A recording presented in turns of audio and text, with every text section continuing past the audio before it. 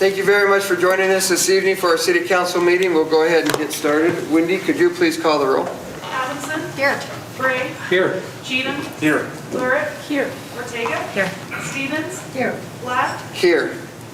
Thank you. If you'd please stand for the invocation, or for the Pledge of Allegiance, after which we'll have an invocation offered by Tamlin Carson from the Buddhist, representing the Buddhist faith. I pledge allegiance to the flag of the United States of America and to the republic for which it stands, one nation under God, indivisible, with liberty and justice for all.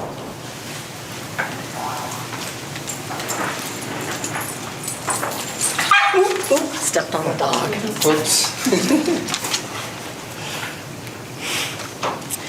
May there be timely rains and bountiful harvests.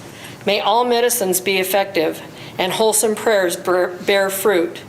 May all who are sick and ill quickly be freed from their ailments. Whatever diseases there are in the world, may they never occur again. May the frightened cease to be afraid and those bound be freed. May the powerless find power, and may people think of benefiting each other. For as long as space remains, for as long as sentient beings remain, until then, may I too remain to dispel the miseries of the world. Tamala, thank you very much. Thank you. I love it when Tamala comes. You like the dog. I like the dogs. Yeah, it's not me. I like her okay too, but the dogs really. All right, thank you. We'll move to agenda item number 3 is a consent agenda. The following business items may be approved by one motion and a vote. If any one member of the council so desires, any matter listed can be moved to a separate agenda item. A, minutes. Council may wish to waive the oral reading of the minutes and approve the minutes from the following meetings. City Council work session of April 8, 2021, and clarification and regular City Council meeting of June 3, 2021, July 1, 2021, and July 15, 2021. B, material claims. Council may wish to consider material claims for the month of July 2021. Council, Jim sent out the material claims. If there are any questions for him, it would be appropriate to ask him now. And then, Jim, is there anything you might want to just add? No, Mayor, no further comments from my direction. Okay, any questions from the council? Thank you, Jim. Mr. Mayor. Yes. We're getting an echo of everything you're saying. Who's getting an echo? I think that's when the door is open. When the door is open, because you got this stuff out there too, so. Oh, there, I can hear it again. Okay. All right, sorry. We'll move to C, Animal Shelter Advisory Board appointment. Council may wish to confirm the mayor's appointment of Beverly Dixon to serve as a member of the Animal Shelter Advisory Board, replacing Roseanne Vigorous. Beverly's term will begin August 6, 2021, and it will expire September 22, 2022. D, Historic Preservation Commission appointment. Council may wish to confirm the mayor's appointment of Joshua Kiggins to serve as a member of the Historic Preservation Commission, replacing Letitia Herzog, whose term expired. Joshua's term will begin August 6, 2021, and will expire August 6, 2024. E, Planning and Zoning Commission appointment. Council may wish to confirm the mayor's appointment of Nathan Roberts to serve as a member of the Planning and Zoning Commission, replacing Jill Kirkham, whose term expired. Nathan's term will begin August 6, 2021, and will expire August 6, 2025. F, Pocatello Arts Council reappointment.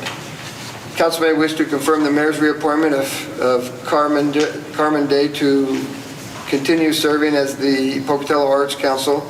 Carmen's term will begin August 17, 2021, and will expire August 17, 2024. G, Council Decision Juniper Reserve Division 4 Final Plat Approval. Council may wish to adopt its decision approving the final plat for Juniper Reserve Division 4, which subdivides approximately 4.58 acres of land into 10 residential lots, subject to conditions. The subdivision is zoned residential low density RL and will be accessed from the proposed southward extension of Windsong Lane.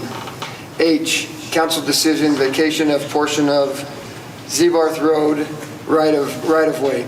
Council may wish to adopt its decision to vacate and abandon the public's interest of approximately 2,701 square feet of right of way associated with Zebarth Road. I, council decision, Williams View Subdivision final plat approval.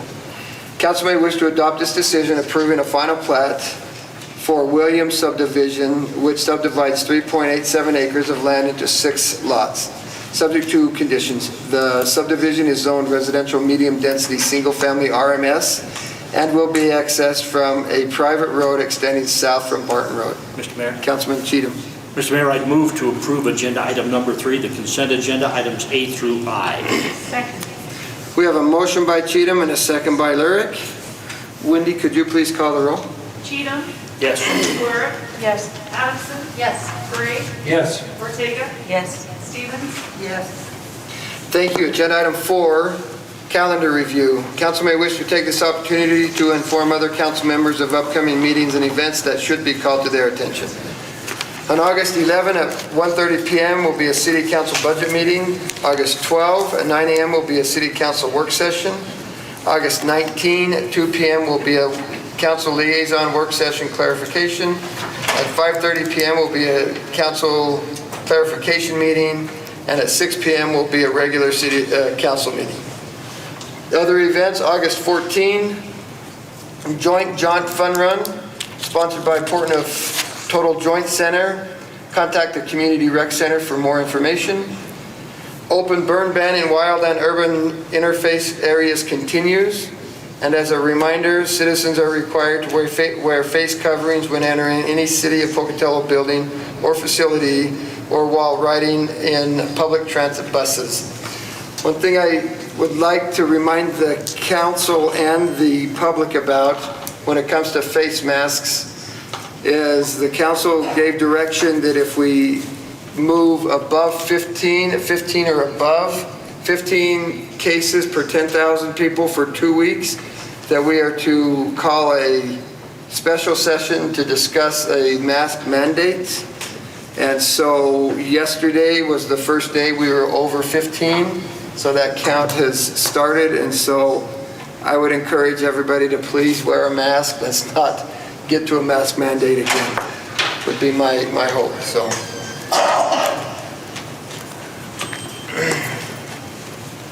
Okay, we will move on to agenda item 5. Is a public hearing, proposed fiscal year 2022 budget. This time has been set aside for council to receive public comment on a proposed fiscal year 2022 city budget. I declare the public hearing open. Jim.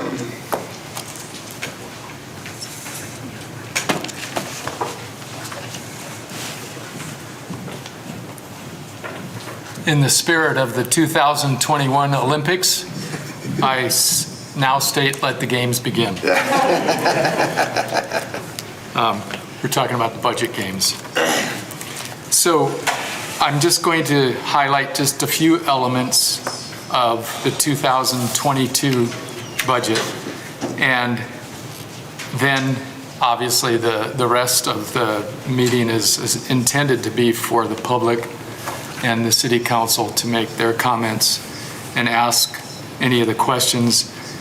Just as a reminder, at the conclusion of this hearing, there is no action slated. So we're not intending to have motions or anything of that nature.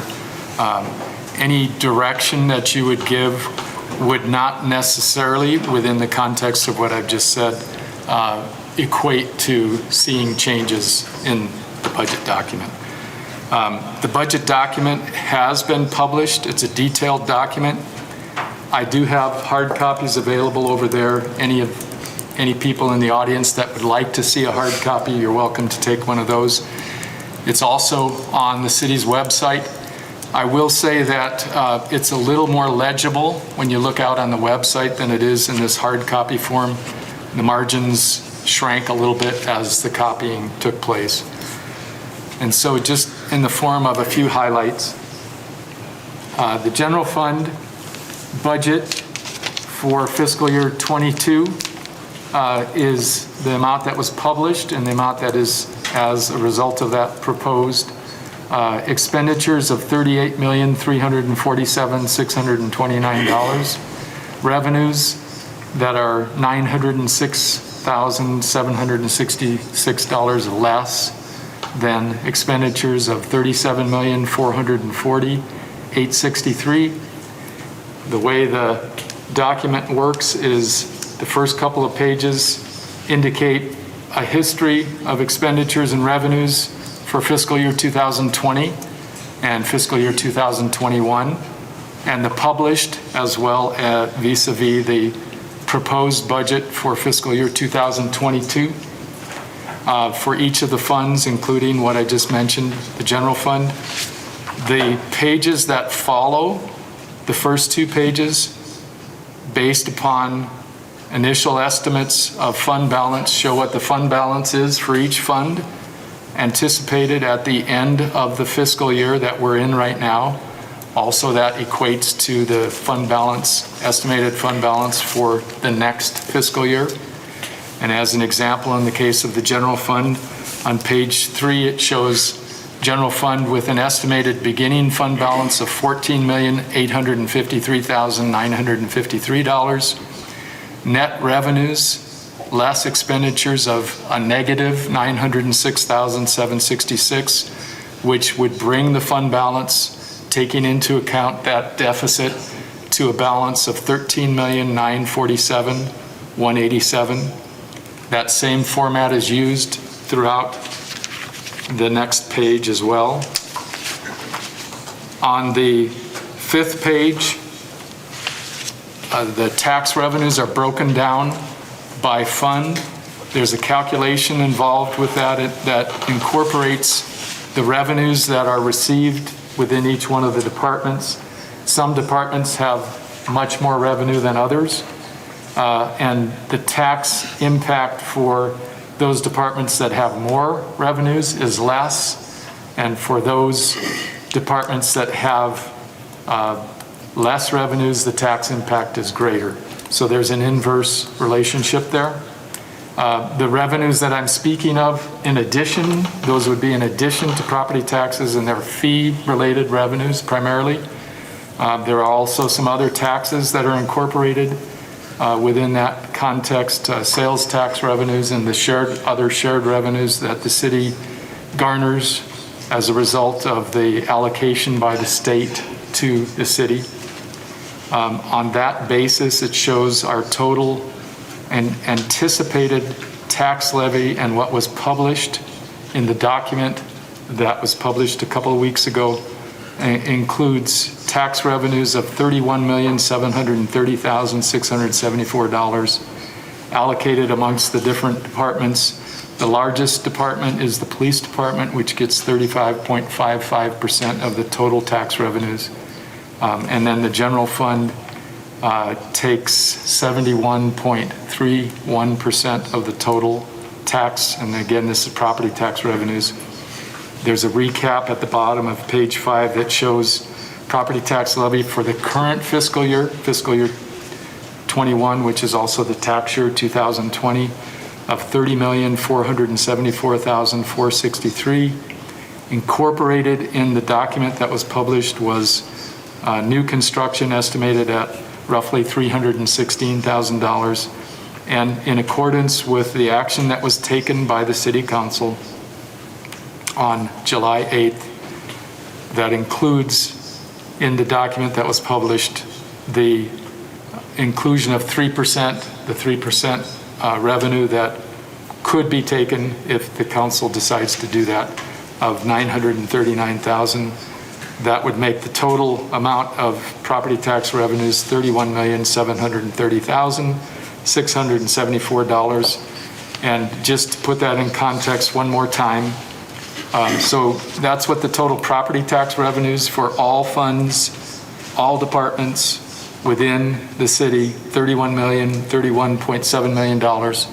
The proposed revenues for all funds, inclusive of property taxes is at the bottom of page 2, which shows $122,451,000 as total revenues. And as you can see, most of the revenues for the city are coming from fee-generated type revenues that are not part of this property tax revenue number. So roughly somewhere around 20 to 25% of the total revenues are coming from property taxes. However, the item that is of most interest to most people undoubtedly is property taxes. Following that, just as a matter of just kind of laying out the format, if you look on page 7, you'll see a breakdown of the general fund and other funds as well. Actually, starting on page 6, it shows a breakdown by department, the proposed budget as well as the prior year's budget, both budget and last year's actuals as well. And that's the format that this document takes. Beyond that, it shows all of the details incorporated within the numbers that are summarized in the first few pages. I do want to say that I did receive some questions from council members. I do have those questions available, and I would imagine it's up to the direction of how the city council would want to proceed. You can either have those questions disseminated now, or if you'd like to have those later, that's your determination. And I will say this, that we haven't had an opportunity to work on the answers for the questions. So at this point, they would be questions with the idea that we would follow up with the answers at the next meeting that we have for the budget deliberations. And again, this is not to deliberate over the budget, it's to hear the public and to hear the city council, your thoughts, comments, any questions that you have in addition to the ones that Councilmember Stevens has already provided. I'm not aware that there were any other written questions that were provided aside from the ones that came directly from Councilmember Stevens. And I believe, Councilmember Stevens, that there were about 30 some questions in total. I think there might have been even more. Okay. Because my second batch included a profound apology Okay. for having to task you with Yes. additional work. Understood. So my recommendation is with the questions, we'll discuss all those questions next week, and so I would recommend the council just grab them after the meeting if you'd like to see what all those questions are. And then we'll have a combined questions with the public and their questions and stuff that we'll be able to discuss next week as well. So that would be my recommendation. So, any questions for Jim? I have a few. These are more the philosophical range because I think you discovered a document that was approved in 2017 that is a financial policy, and I realize it's kind of like bowling where you put up the rails so your ball will stay in the lane, and you can take them down too. So I understand there's some flexibility in that. And I want to really reassure the community that you did not realize that was in place until just very recently. That's correct. So, so just to go over that document a little bit here, Jim, and I think these can be real succinct answers. Does this policy rely on acceptable accounting procedures established by both the Governmental Accounting Standards Board and the Government Finance Officers Association? Roger, could you speak up? Okay. Yeah, I apologize. Shelby asked me to make sure everybody did a... So if when you do come up to testify, when you have any questions, please speak up because everybody needs to be able to hear the questions and stuff. Okay. Sorry, Shelby. Over again. Does this policy rely on acceptable accounting procedures established by both the Governmental Accounting Standards Board and the Government Financiers Association? Yes, Councilmember Bray, it does. And so that reliance, it seeks to follow those standards to the point of getting a certificate for excellence in financial reporting. That's correct. Okay. Now, could this be considered the best practice guide for our city? it should be considered exactly that. Okay. Now, this is a lengthy document. You know, I looked at this, and it's got like 14 pages, and it divides into 10 categories, and one category has 10 subcategories, so I don't want to get mired in all that. Does this policy stipulate that a balanced budget will be achieved? Yes, it does. Okay, based on accounting standards, does this policy differentiate between recurring revenues and reserves? Yes, it does. Does this policy stipulate that the city should operate on the basis of recurring revenues for recurring expenses? Yes, it does.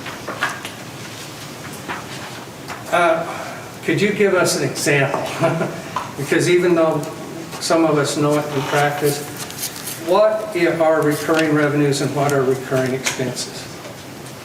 The best example I can think of recurring revenues would include property taxes, sales taxes, although sales taxes are of variable nature, property taxes not as variable. Those would be inclusive of any of the other shared revenues that come from the state. Recurring revenues would include those revenues as well. Recurring revenues would also include fees for services because of the nature of how they're charged by and large. Those fees generate a recurring level of revenues. Having said that, there are some fee revenues that, based upon a study that was done for water fees and sewer fees and sanitation fees, that included a capital outlay element within that context. Capital outlay ends up being one of those that could be considered either a one-time expenditure or a recurring expenditure, depending upon how you view capital outlay as it relates to needing to either replace assets as they wear down over the course of time, or whether you need to build up some balances that you allow for those replacements. Those are the main elements of what I would consider recurring revenues. And how does this document guide how reserves should be used? They should be used in the context of, and can be used as it relates to balancing budgets. There's some specific guidelines as it relates to that. And as you had mentioned, there's the element of utilization of recurring revenues. And I'll be honest with you, one part of the document that I'm not exactly sure, it appears to be a little bit, it's not exactly clear, but as it relates to the use of fund balance, it typically would be available for more akin to one-time type expenditures. The next, so you've kind of addressed reserves. There is some discussion everywhere about whether we should maintain reserves in excess of the 25%. I'm going to give you a hypothetical situation. My understanding is 25% is locked into several categories, so if we have a big economic dilemma, like the downturn a few years ago, or had COVID hit us harder than it did, that we can function for 3 months roughly without counting on revenue. But the other side of that is we've accumulated some excess revenue, and it's perceived that that excess revenue could be pulled down. My question has to do with, we've been informed that this building is in a precarious situation. That should we have another HVAC unit go down, that there are no follow-ups for that. There's no place to get a replacement for an HVAC unit. That triggers a kind of a cascading event where we would have to do a $2 to $3 million remodel on this building because of codes and how to pull down lights and how to pull down the ceiling tile, all that stuff.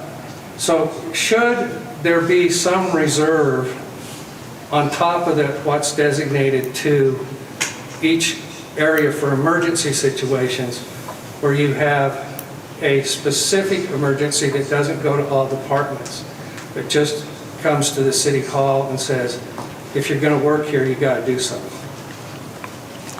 So my answer to your question is that, and I have not seen it in the policy where it specifically states that there should be some type of a study that deals with, on an ongoing basis, what we need to have in the way of reserve for replacement of facilities, as well as emergencies that go beyond the 25%. So we do have and have had a study that relates to our fee-based revenues and our fee-based operations, water, sewer, and sanitation.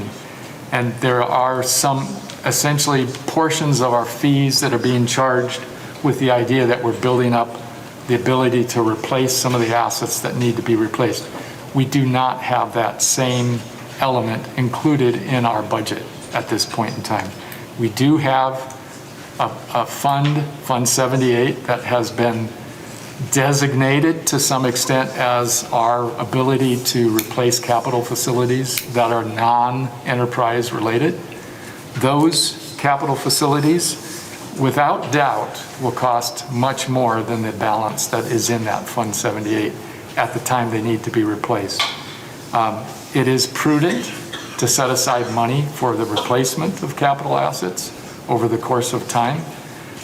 It's also one of those elements that is difficult because of the balance between how much tax revenue you can have, and as well as the fund balance.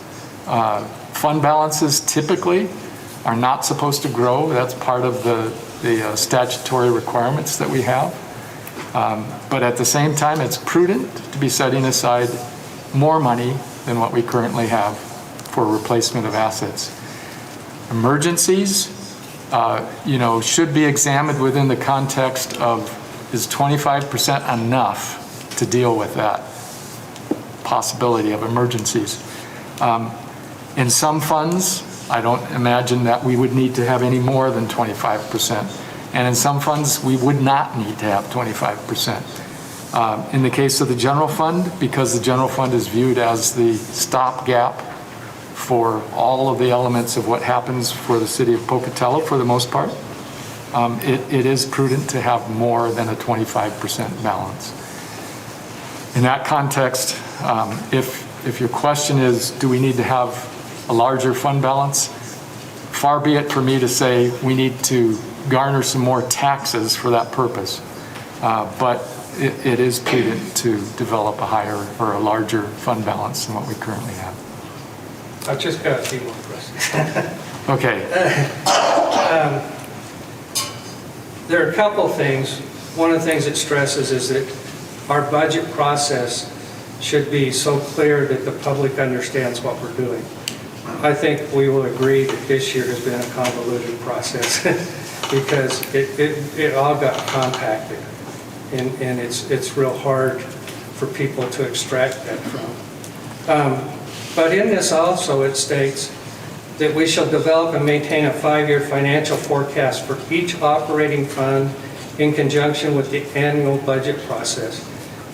You didn't get anything like that, did you, when you walked in the door? This is where we are everywhere. No, I have not, in the records that I have viewed, first of all, I've not seen a 5-year financial plan. And those would be records that precede the adoption of this resolution for financial policies. And I have not seen a document since that time as well that could be called a 5-year plan. And then that follows up with that we're supposed to be doing a forecast based on that will let the taxpayers know how to anticipate where we're headed. And so without the plan, you can't do the forecast for the taxpayers, right? I would conclude your conclusion is accurate. It is difficult to forecast where we're going to be going if we don't have a plan that incorporates multiple years. And then as I read it, it became apparent to me that we at times do have a 5-year plan for our enterprise fund groups because we have rate studies that come in at 5-year levels. But I don't know that we take it upon ourselves to revise that in the 3rd or 4th year so that that plan stays alive about 5 years. So, That's one area I probably can't speak to because I have not examined the rate study well enough and discussed that with the appropriate individuals in the departments to know whether it's a dynamic process that we're going through. But my sense of it is that we are looking at it as a dynamic process. okay, and then just a couple more. This policy also links our financial decisions to the guidelines set in a long-range plan. We haven't had anything like that to help us in this endeavor, have we? I certainly did not present one to you as part of it. Yes. If we'd done one before, there'd be some semblance of guidance, but we haven't done anything yet. And just as a matter of reference, I have done 5-year plans before, so I am aware of the process to go through a 5-year plan. I haven't had that as part of what I would incorporate as part of I have a pretty full plate as it is right now. And you might imagine it's gotten even a little bit fuller. So. I'm not putting this on you, Jim. I'm just saying I know. that initially going into this process, it behooves all of us to understand how we have faltered at many places in doing the things that were set aside for us to do.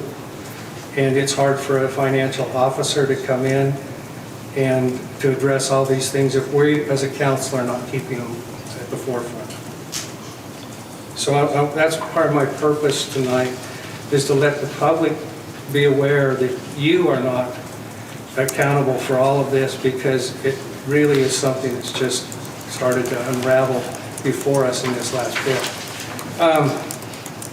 Be that as it may, I do consider myself part of the equation as it relates to how that works. So, and then last thing I got is this policy seeks to schedule the replacement of capital assets, cars, trucks, fire engines, big equipment, even larger capital things. And we don't really have something like that other than the list that was developed recently. And I haven't examined that list in detail to know how many of the items that were incorporated in that list included capital type items. I do know that there was one item that was actually approved by the city council at the July 8th meeting to be added to the budget, which was the tanks. So that is one item. There was a refinishing of the pool, which could or couldn't be considered a capital item. And then also that was added to the budget. And then there as well, there was a $300,000 amount, which was intended, from what I can tell, to be something that would be used to build up some type of a replacement reserve over the course of time for City Hall. So I just wanted to kind of say these are the guidelines that have been here since 2017, September 21st, 2017. And it behooves us all to understand that those guidelines are in place, and they're the things that keep our ball rolling down the lane, even if we're not a good bowler. I'm not, so don't look to me for guidance in that regard. Okay, any other questions? Chris? Yes. Could you just speak to what kind of funds it is prudent to have available to deal with just daily cash flow issues? Money coming from the federal government that doesn't arrive as expected, et cetera. Yes. So we receive our property tax revenues in two fairly large chunks. And those chunks are available after people pay their taxes. So essentially in January and July are the two biggest tranches of property taxes that we receive. And because of that, any fund that is reliant upon property tax revenues goes through a dry period where their cash flows far exceed, or the cash outflow far exceeds the inflows. So I would include in that list of those that should have reserves that allow for that dry period, all of those funds that are listed that are property tax related. Non-property tax related funds, in particular the enterprise funds that generate fees, those are pretty much based on a normal flow of revenues, so there would be less reliance upon, or less need for the reliance upon a reserve that would take care of those situations. I have one more question. Could you talk a little bit more about Fund 78 relative to the published FY22 budget, particularly since you referenced that fund is where many of our capital outlay in the past has come from? So in looking at Fund 78, the fund has, over the course of about, I'd have to go back and look in detail, and I could probably answer that question a little bit better on Wednesday. But in general, most of that fund balance, the balance that's in that fund, has been generated as a result of savings in different departmental budgets that were transferred to Fund 78 in order to bring that balance up to a higher level. This year, there was $1 million that was allocated in property tax revenues specifically to go to that fund. I'm not aware in prior years, I'd have to go back and look again at that, but I believe that the $1 million was intended for this current fiscal year to be used to help build up the balance in Fund 78. And do we have a plan in place other than whatever savings might occur to replenish that Fund 78 included as part of the FY22 published budget? So this is one of those areas that when you look in the policy here, I believe it points in my direction as the one to be developing the plan.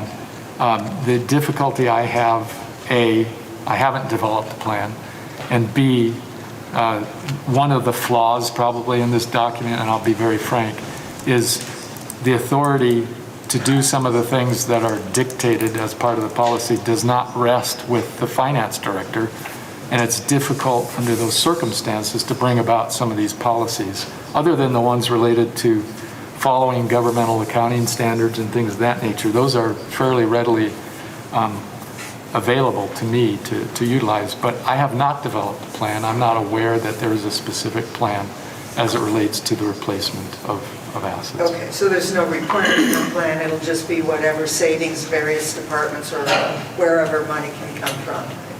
As it stands at this point, yes, that's Okay. correct. Thank you. Any other questions for Jim? Okay, Jim, we've received a number of comments from people in email form. The council's been given these comments. Has there been any other comments received to your office that the council has not seen? I have not received any comments other than the comments that I received from a copy from Councilmember Stevens. And there was an email that related to a general question by Councilmember Stevens. And then, as I stated earlier, she has a list of, and I'm usually pretty good at counting accurately, but I think I missed the count on the number of questions. It may be more like around 40 to 45 I would questions. prefer your 32, but I fear that mine might be more accurate. Okay. But no, Mayor, I'm not aware of any other comments or questions that have been made as it relates to the budget. Okay, thank you. Madam Clerk, have we received any in the clerk's office that we have not seen? No, they've all been passed to the council. Okay, thank you. Thank you. Then typically at this time, we have three different areas. We have testimony supporting, uncommitted, and opposed to. However, we've asked people to fill out, and I don't know, we didn't put supporting or not on here, so we'll just go down the list. It doesn't matter if you're supporting, uncommitted to it, or opposed to it. When I call your name, please come up to the microphone here, and we'll go ahead and get started. As a reminder, please speak up so that everybody can hear that is at home. And I think our media is trying to also record the meeting as well, so they can get things right. So Lydia Noble.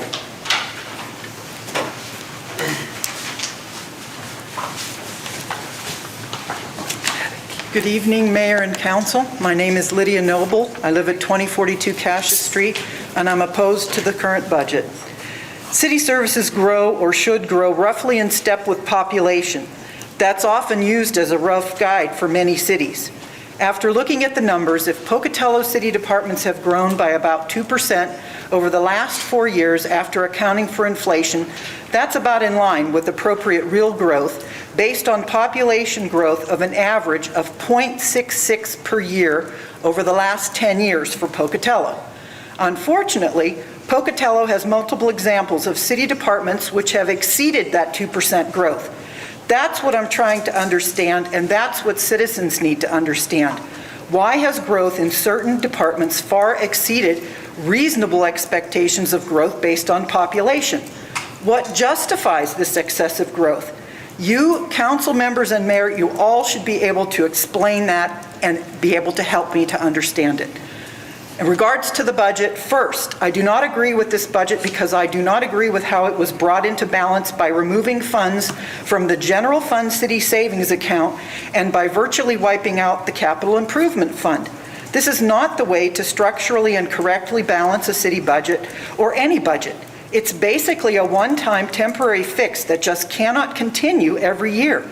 The right way to balance a budget is to ensure that reoccurring expenses are offset by reoccurring revenues. Second, I had a meeting with Mayor Blatt on the 14th of July during which he agreed with me that our current budget is unsustainable. It may be okay for the next few years, but not much longer than that. When I asked what he proposed to do, his answer was to take more property taxes in the form of a full 3% allowable each year, whether or not it was needed that year, about 2% in new construction, and possibly another 3% of foregone taxes not collected from taxpayers in prior years. This approach of taking up to an 8% increase falls mostly on Pocatello taxpayers. I do not agree with that being the primary or only solution to pursue. Third, lacking any communicated plan, it appears the majority of council do not intend to make budget reductions of any significance. This means the burden will shift to taxpayers. I do get that sometimes reductions are not the right answer, but if that is the course followed, you need to prepare and publish how you propose to increase the city's revenues to offset our ever-increasing expenses. And what does our taxpayer return on investment in this city bring us? Thank you. Thank you. Jean Haneke.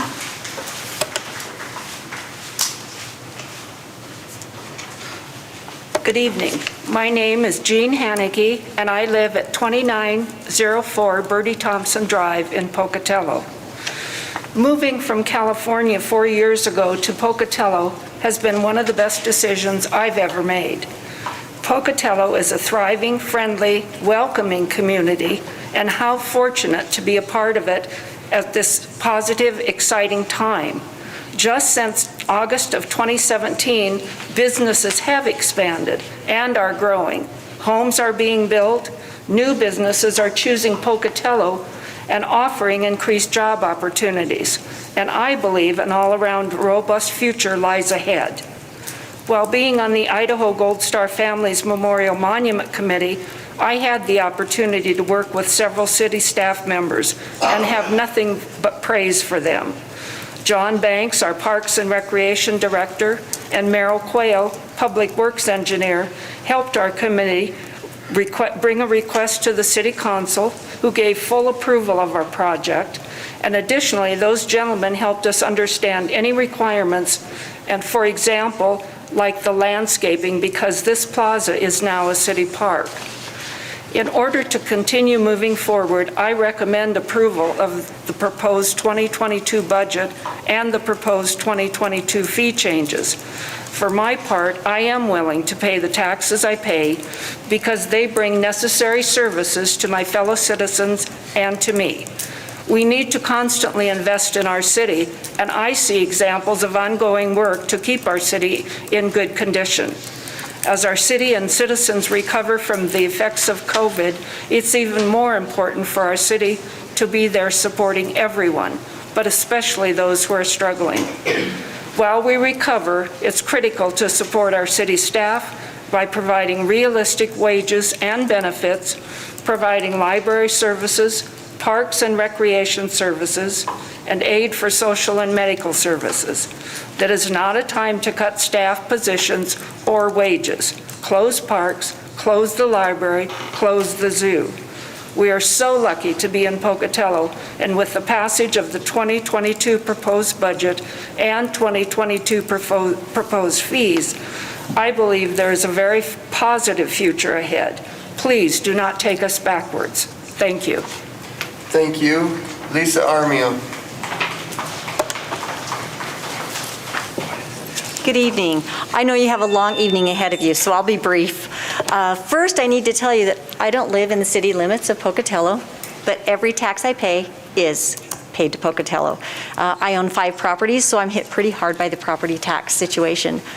But I approve of this budget. I do believe that there's been thoughtful consideration in services balanced with monetary reliability. I know it's not easy to do. I appreciate all the work that all of you have done on the budget, but I work some in economic development, and we cannot let our green spaces and our city services dwindle. We have to have good paying jobs. If we're trying to attract good businesses to come to Pocatello, we have to have something positive to show them.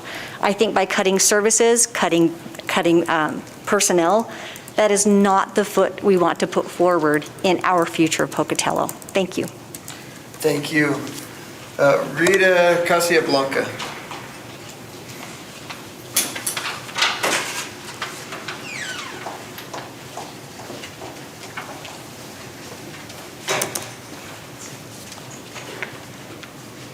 Good evening. My name is Ruta Casabianca, and I live at 324 West Cedar Street in Pocatello. And I will be brief. I moved here in October to be more actively involved with my grandchildren, who are 12, 8, 7, and 5. Although Pocatello has a lot to offer, I think it is important for Pocatello to invest in educational and positive recreation programs, parks, library services, team as well as non-team sports.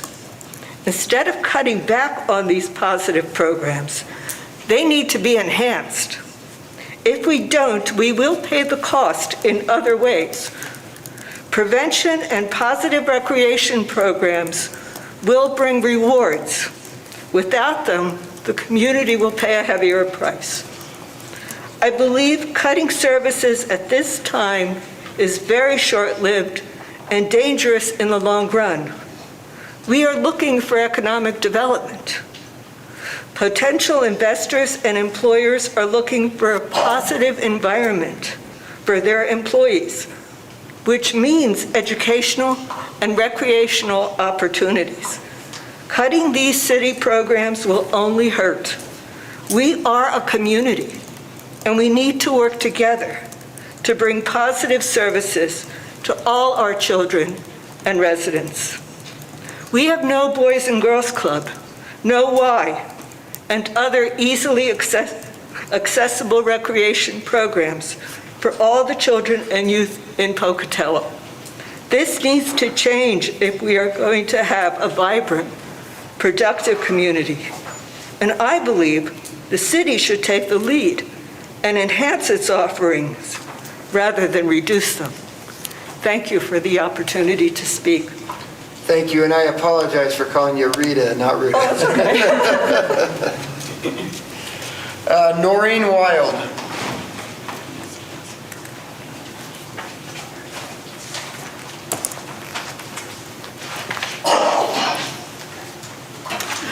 My name is Noreen Wild. Except for 9 months, I have lived in Pocatello my entire life. Items I would like to address tonight. Divisive City Council. There are 6 members on the City Council. Gray, Stevens, and Ortega seem to think our city only needs 3 council members. I disagree with how you are continually trying to divide the City Council. I disagree with your agenda and the direction you are trying to take our city.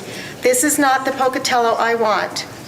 Informal town hall meetings. I feel it is a conflict of interest for council members.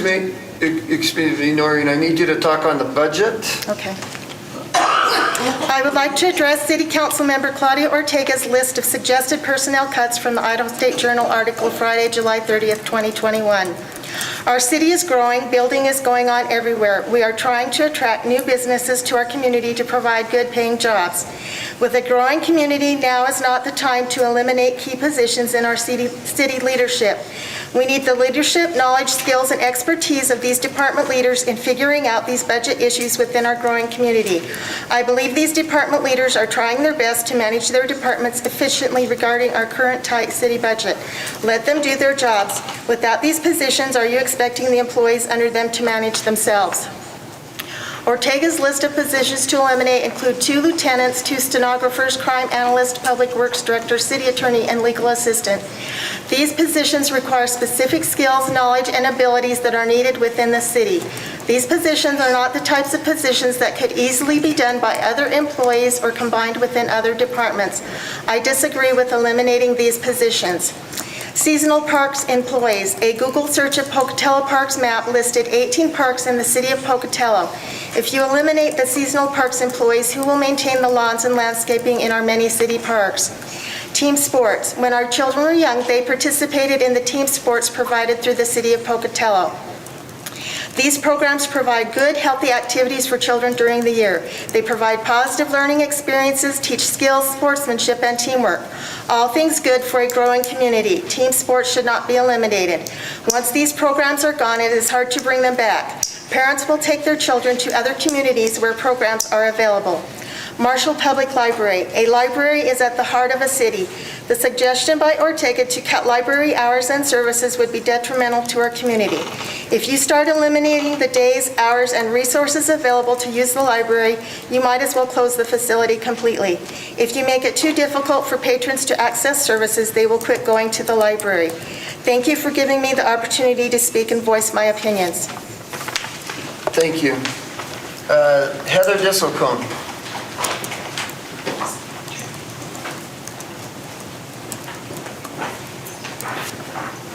Heather Disselkoon, Pocatello. This council is at a crossroads. The decisions made this year will carry forward for at least the next 3 to 5 years and could impact our ability to be competitive as a city. When faced with a structurally imbalanced budget, there are essentially 2 directions you can take. You can increase revenue, or you can look for ways to reduce expenditures, or something in the middle. If you are of the opinion a lack of revenue is the problem, your only option is to increase the levy tax ask. That portion of the budget taxpayers pay. If increasing revenue is the game plan for addressing the city's budget issues, then own it. You need to be truthful in your campaigns and in the media. That is your intention for at least the next 3 to 4 years to increase levy tax ask and most likely increase it in the 5 to 8% range. Employees deserve facts. If you go this route and take a full 3% every year and new construction in Oregon, nothing I have seen convinces me it's going to be enough. I have looked at the numbers, which is tricky to do given I've been denied access to some of the budgeting figures. Oregon will be needed, probably next year. You can do that with the approximate $3.2 million banked in Oregon taxes, but once that's gone, it is gone. And you are back to your 3% in new construction, which is a little over 1% this year. 3% for FY22 yields $939,327. That's not enough, even to replace the approximate $1 million in levied revenue diverted from the Capital Improvement Fund, leaving $36,000 in revenue for FY22. There are $7.6 million in capital purchases and improvements left on the table to deal with. Deferred maintenance and no available funds in Fund 78 beyond the 25% reserves. You know there's an estimated $734,000 in CBA increases next year, not including the currently unknown benefit cost increases that could quite easily exceed $500,000 to $600,000 or even much, much more. Anything you don't address this year carries over to next year to be added to the approximate $1.3 million in known increased expenditures, not including operational increases. Revenues are unknown, I'll give you that, but historical revenue growth doesn't support this degree of imbalance. What does all this mean to employees? Will there be money for step increases or COL increases for the foreseeable future? It's not looking too promising, is it? Which leads me to ask, where are your projections? City policy requires you to develop and maintain 5-year financial forecasts for each major fund. The policy requires a structurally balanced budget for the forecast to show current services and current service levels to be sustained over a forecast period. I assumed until tonight that these existed, and now I learned that they don't. That information is absolutely critical to make informed decisions for FY22, and thus far has been absent. If you're not educating the public and employees on the facts, you are allowing emotion and outright mistruths to be perpetuated, and that is not leadership. The employees and citizens deserve to know the long-range plan to deal with a structurally imbalanced budget. Until that is produced, I oppose this budget. Thank you. Crystal Chanda.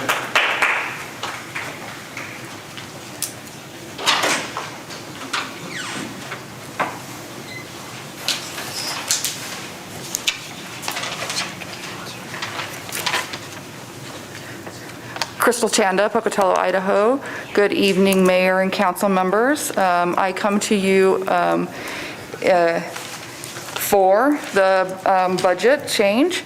I was born and raised in Pocatello, Idaho. I love the city that I live in, and I love everything that the city has to offer. I have taken advantage of the zoo, the rec center, Ross Park Pool, library, Fort Hall replica. I've utilized the airport, unfortunately the cemetery, animal services, and first responders. I have done business with planning and engineering and environmental departments. I am sure there are so many things I use every day that I don't realize, much like most citizens. I am so grateful that all of this is available for us. I was at a retirement party for a gentleman who worked for the water department for over 40 years. During the party, they played a slideshow with photos taken throughout his career. In one of the photos was a very young Mayor Blad in his hard hat and high vis, helping the crew with a fire hydrant. I then know the mayor has spent a lot of time with the different departments, learning the ins and outs of each department and what makes them run efficiently, taking the time to understand the importance of everyone's roles.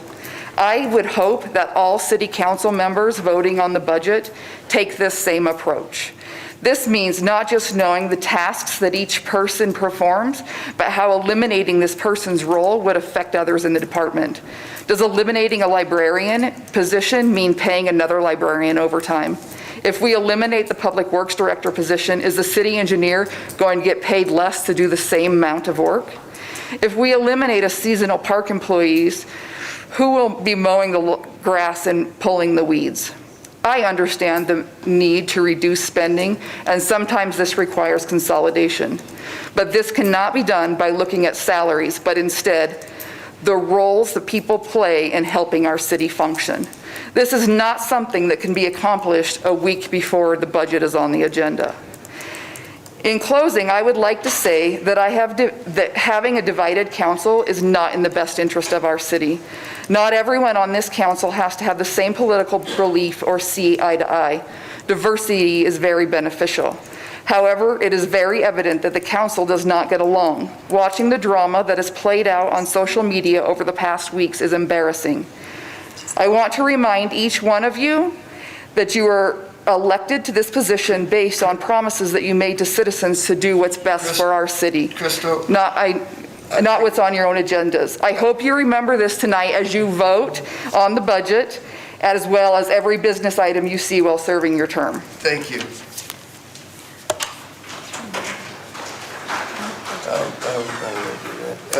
Jake Acuna would be next. And I do want to remind everybody to stay on the budget. We're not here to talk about anything but the budget right now, so I apologize for interrupting, but we've got to stay on the budget. Jake. My name is Jake Acuna. I live on South 3rd in Pocatello. My concern also is with the budget, with the cutting of team sports. As the current commissioner of Bannock Boys Baseball and a coach for 14 years in the program, my concern and / question maybe is what would happen to the kids' programs if we cut the team sports? That is a concern right now because kids have nothing to do right now. And if you cut team sports, the kids have nothing to do again. And then they're out causing trouble, they're out doing whatever else. And team sports helps a lot of kids. In the 14 years that I've been in this program, I've helped a lot of kids that I still today from day one to now, I know exactly every kid I've coached, where he's gone to school, and where he's gone in his program after that. So I want to circle back, thank you, I want to circle back to the budget, though. Like, that was kind of a Okay. sorry, I was trying to get to the That's all budget right. concern, so that's all I got. Thank Okay. you. Thank you, Jake.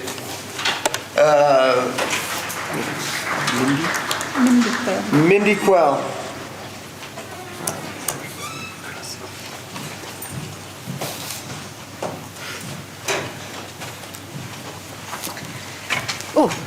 Mindy Quell, 3636 Jason Avenue. We've heard tonight that we need more revenue in order to fund all the services that we enjoy here in Pocatello. When we look at other cities in Idaho that are about the size of Pocatello, we see the activities they have, the things that draw in families, the things that draw in big businesses, or businesses that bring in higher paying jobs. We need to be able to bring those kind of businesses into Pocatello.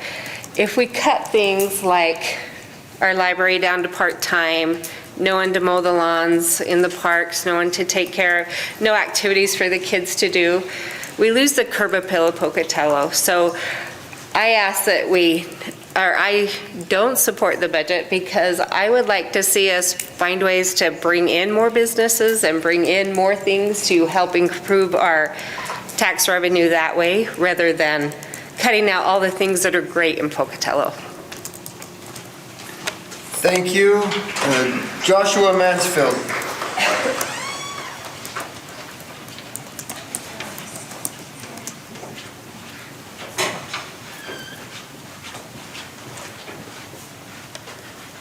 Honorable Council, my name is Josh Mansfield, and I live at 324 South 8th Avenue here in Pocatello. I purchased a home recently with my wife, 2 blocks away from the first house that I was born in and my parents' first house in this town.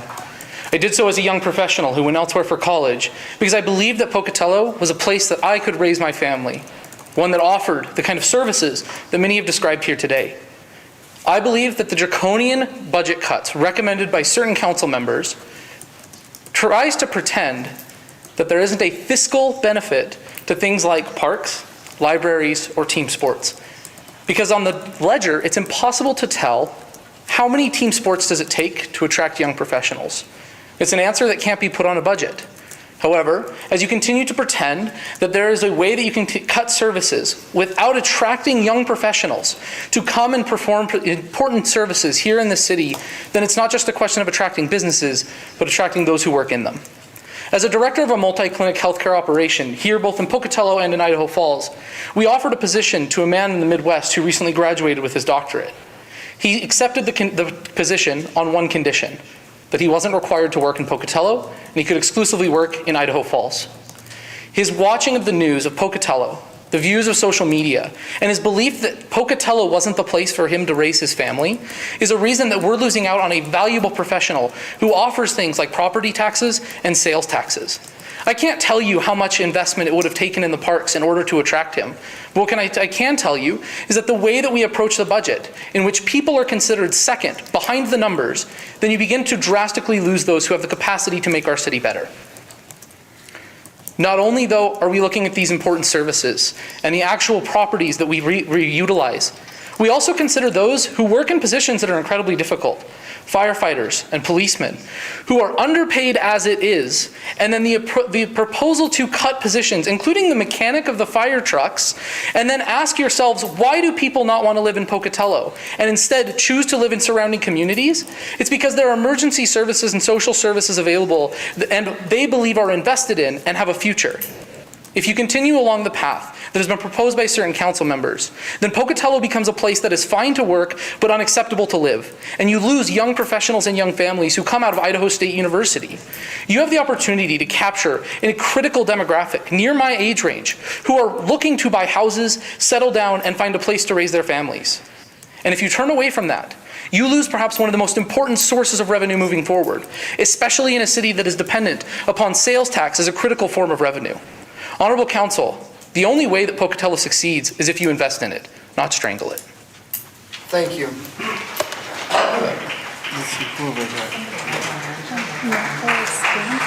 Nicole Stanton. You might clarify, Brian, there are no cuts in the budget. I don't think they're talking about cuts in the budget. No, They're they talking are. about That's exactly what they're talking about. proposed that has. There was no been- proposal. There was no proposal. You should clarify that. You should. There was no proposal. Okay, we're going to We go have not ahead discussed and it. continue on. Thank you. Okay, Nicole Stanton, 12-year resident of Pocatello. I'm here tonight because I know that there has been some talk in what Claudia Ortega was talking about. I'm concerned that moving forward that there will be massive cuts to Marshall Public Library. As a former board member of the Friends of the Marshall Public Library, I've seen firsthand what our resources can do and how valuable that is to the children in our community and even to the adults that might not have resources at home like many other families, like access to the internet, places to meet for job coaching and help with taxes. And so I'd urge the council going forward when considering budgets and where money can go to not cut critical resources like sports, parks, and library funds, and just to ensure that those services are moving forward because those benefit so many people in our community, and I just don't think that's a place to consider cuts. So I hope the council considers that when looking at the current budget. Thank you. Thank you.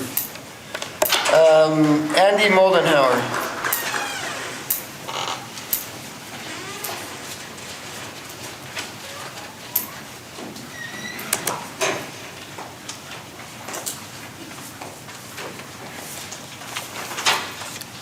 Andy Moldenhauer, President of Pocatello Firefighters Local 187.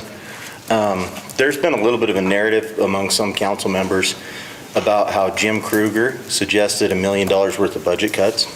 And just to get back to where that came from, on the May 6th budget meeting, Councilwoman Stevens said, I have a very active interest in reducing the city budget, general fund and task acts by $1 million this year. That is a very active goal. And then when Jim did present the proposed budget, Jim said, I actually understand that there's some desire to have something along the lines of $1 million included in this possible cut. I'm here to speak in favor of the budget because I don't want to see the city balance the budget on the backs of the city employees again. Thank you. Maggie Clark. Oh, Andy, come on back. Maggie, just a minute. Yeah. Mr. Kruger, Can you turn around so that you've got the speaker so that the media can hear? The microphone. Mr. Kruger. And speak up. Mr. Kruger. Thank you. Did you include $1 million cut, which I said I was very active actually, in $1 million line item specifically focused on at least a gesture toward taxpayer relief? Is there a line item in our published budget that reflects a cut made based on my request? No. And that's why I spoke in favor of the budget, because that was not included in the budget. But that was in the budget meetings prior to now. But thank you. It's not part of the budget. Okay, but he's talking to the budget. Thank you. I just want to clarify that. Maggie Clark.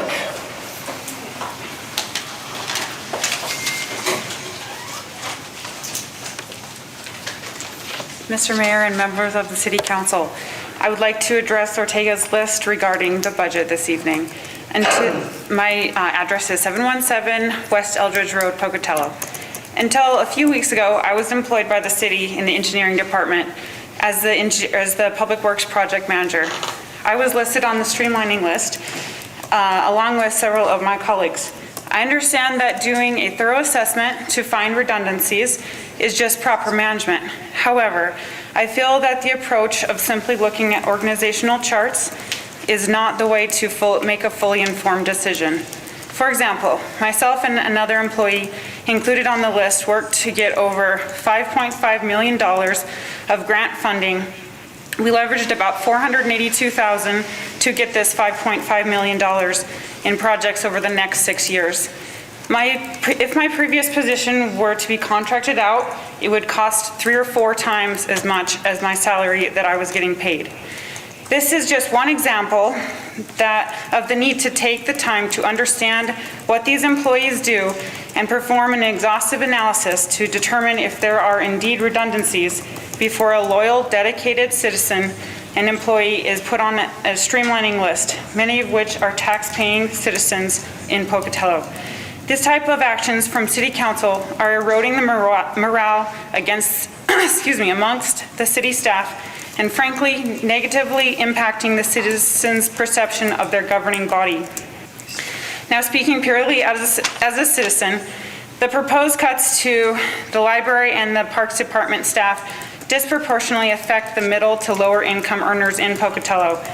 As a taxpayer, I don't mind paying for city services. These amenities improve quality of life. Many people cannot afford to pay for entertainment regularly. Parks and libraries are essential for families to spend quality time outside of their home. Public parks provide affordable locations for special occasions, and libraries offer power of knowledge to all citizens. A typical day for most people involves driving to work, working, and driving home. The Parks Department maintains all public spaces. It's a simple thing, but the planter beds, trees, and open spaces are the daily landscape that all people see, all of which are maintained by, in my opinion, an already underfunded Parks Department. These spaces have the power to fill daily commutes with beauty and put people in good moods. Less resources allocated to the Parks Department will result in untidy public spaces, negatively impacting the quality of life in Pocatello. And finally, instead of looking at cuts, I ask you to consider revenue-generating ideas. I'm not an economic development specialist, but it seems that the city would benefit greatly. Maggie, thank you. Thank you. Mayor Blythe, can I just take a moment, because I may not see Maggie. Maggie, I just wanted to tell you, thank you so much for your service to our city. You were an excellent employee, and you were a great asset. Thank you so much. Thank you, Maggie. Thank you. Okay, that is everybody we have on our list. However, I'm confident there may be some that did not have an opportunity to put their name on the list, and so if anybody would like to speak on the budget, stand up. Or outside, raise your hand. Okay. All right, thank you very much. Then, Jim, our next steps, if you can. Typically, we give the opportunity for a rebuttal, but I think the discussion will be next week. So I don't know that you have to rebut anything that's been said tonight. I don't have any rebuttal, Mayor and City Council members. Numbers are numbers, but they certainly reflect the underlying reality, and that's what they're intended to do. And so I heard the comments from the public just as readily as all of you did. The next steps involve taking whatever comments related to some of the elements that would involve some sense of direction. But at this point, I don't have any additional direction, and I wasn't seeking that either. So the next step is we'll meet on Wednesday, and at that time, then the deliberations would take place as it relates to the budget. I have a question for Jim. Yes. Jim, are there any cuts in the budget that you had published? Are there any job reductions? Are there any reductions in service? Are any of those things in this budget as it's been published? Except for the reduction to Fund 78. There's been a transfer of tax revenues from Fund 78 to the general fund. Aside from that, the only items that were reduced from the budget were elements that, as I reviewed the budget, I saw either some redundancies in the budget or some what I conceived to be some errors and they resulted in some reductions in the budget, not a lot. There were a few line items that I'm not sure how they got into the budget process. That was part of my learning process, but in answer to your question, Councilmember Ortega, there were no cuts that were made. No job cuts? No job cuts. No service cuts, right? That's correct. Okay, I just want to make sure that Your understanding the public is understands correct. that this budget doesn't include any of those things. That's correct. Thank you. Thank you. With that, I declare the public hearing closed. Okay, we'll move to agenda item 6, is a public hearing, proposed fiscal year 2022 fee changes. This time has been set aside for council to hear comments from the public on proposed fee changes proposed for fiscal year 2022.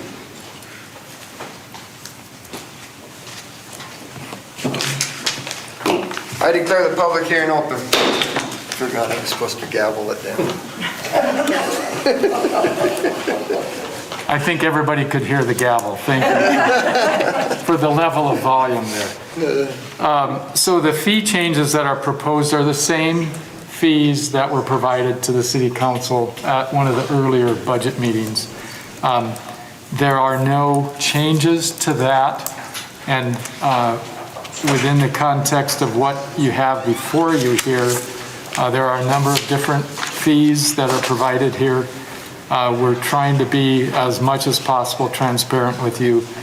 There are some fees that show some changes, but they weren't up to that level that really required a hearing per se, but we've included those in here.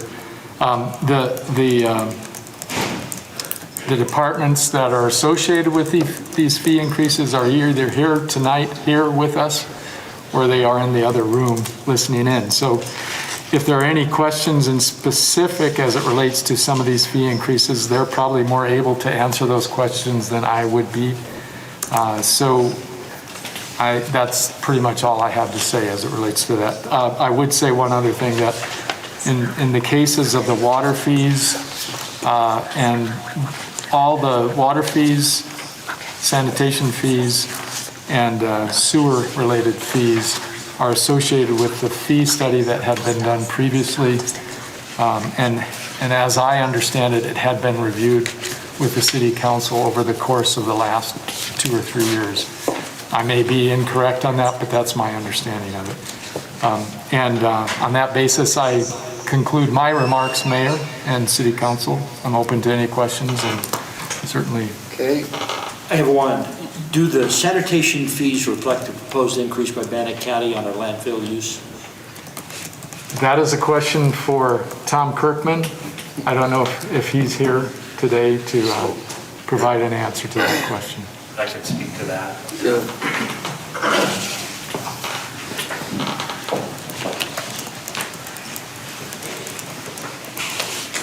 Good evening, Mayor and Council. Jeff Mansfield, Public Works Director and City Engineer. So the fees that you see before you are the ones that were identified in the rate study when the rate study was completed. We do have a little bit of reserve that we can absorb some of that increase in the landfill, but to answer, I believe it was you, Councilman Bray, that asked about whether our rate studies were dynamic documents or not.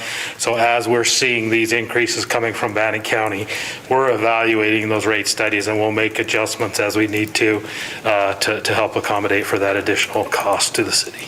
Thank you. You bet. Thank you. Oh, Jeff. While you're there, Jeff, we have a lot of discussion about recycling going on right now, and it's a mixed bag. We could be in the position of continuing it, and it might cost us more, or we might be in the position of saying we're not getting anything out of it.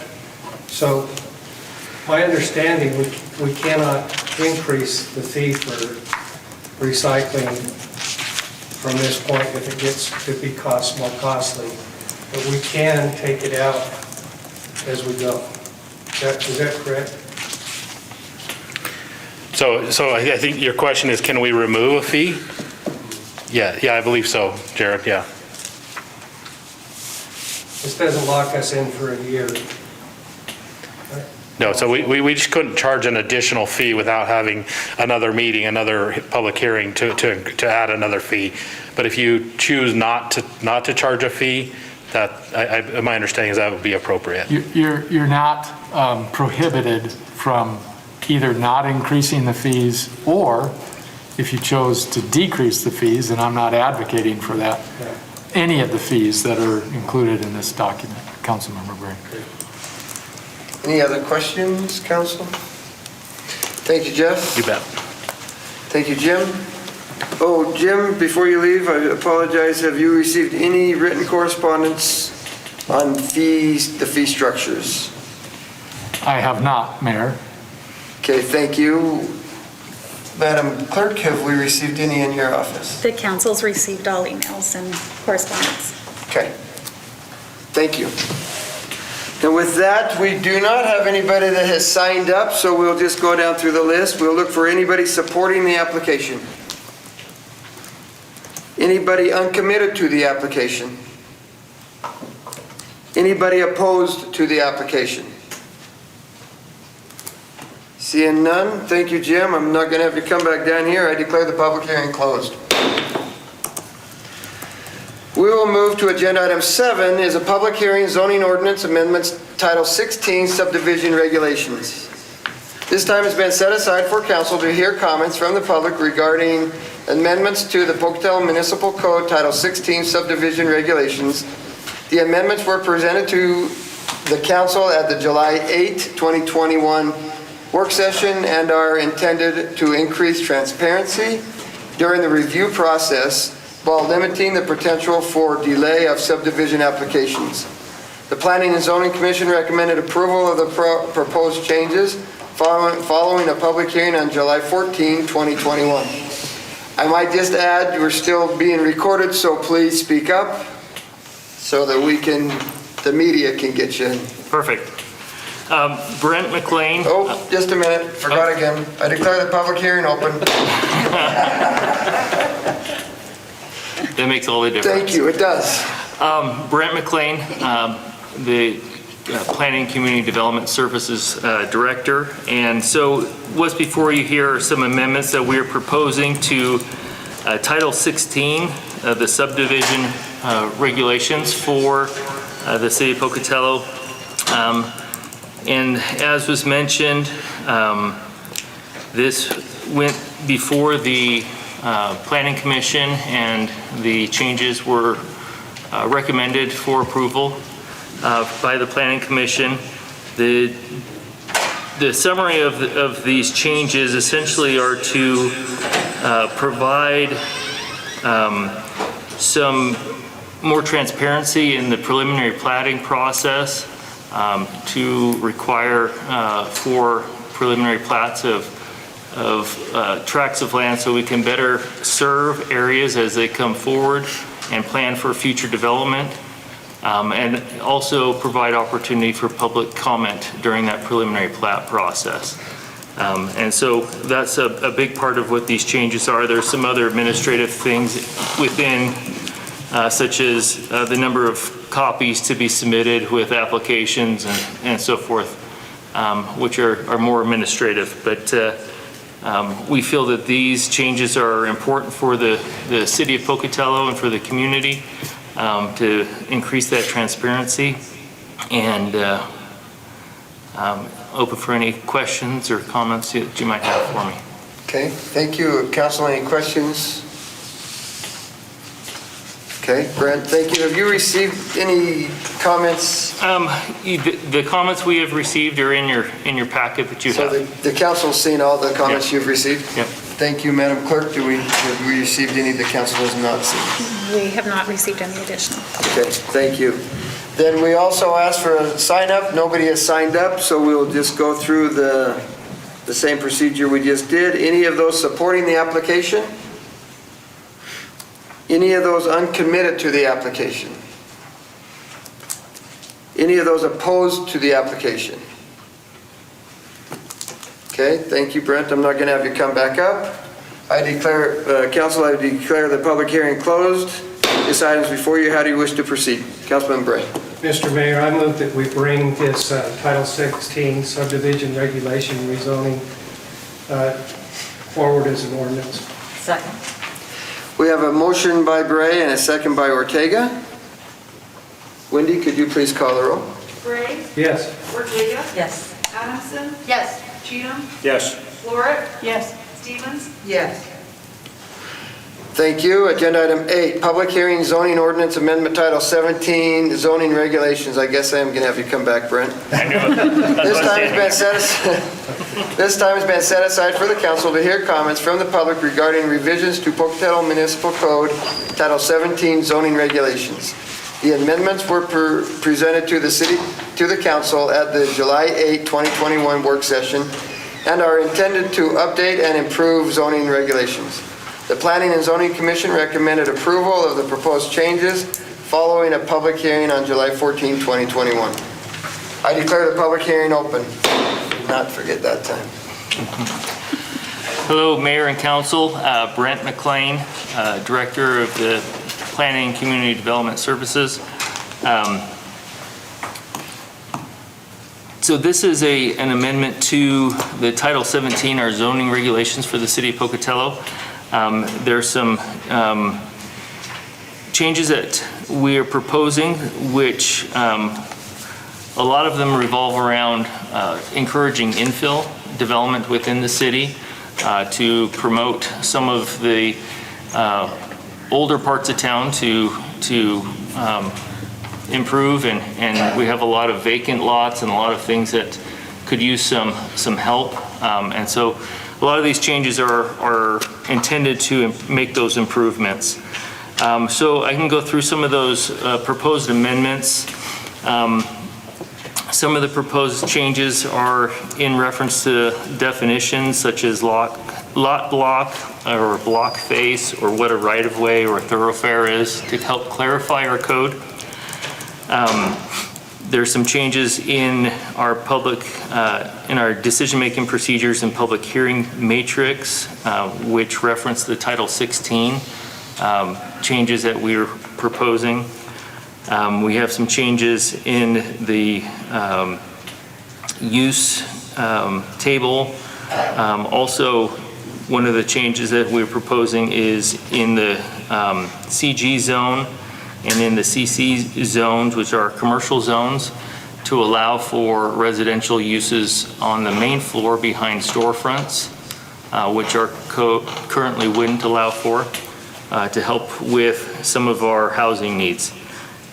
In the overlay zone, the original townsite overlay, we're proposing some changes to the setback standards to allow for averaging of lots and blocks so we can allow for more flexible development on those infill lots, as well as some changes to our accessory structure standards, and to allow for on-street parking spaces to be counted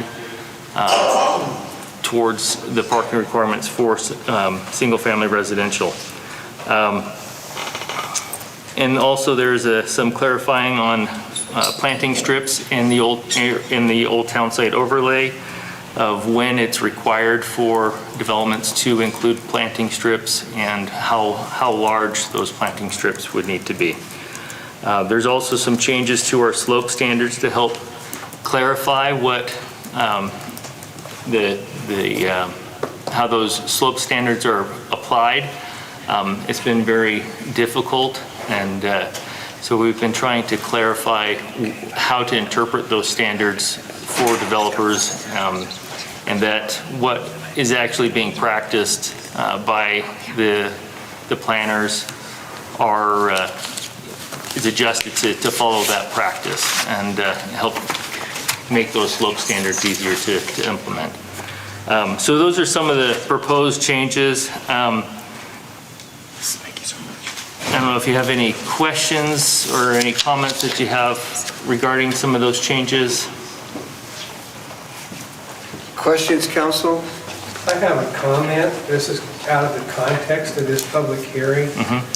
I think we need to work at infill by memorializing any place that's had a sewer or water hookup to be grandfathered for capacity fees.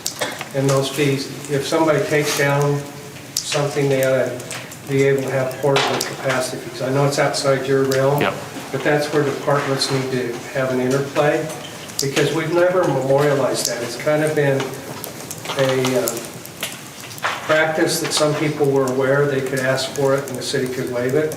But that's something, to my understanding, needs to be memorialized. So, just for reference. Okay. Okay, thank you. Other questions? Okay, Brent, the same question I have for you. Have you received any comments in your office that the council has not seen? All the comments are in the packet. Thank you, Madam Clerk. No, I haven't received anything additional. Okay, thank you. Then we do have some that have signed up to speak. We'll go ahead and go down the list. Erica Barnes.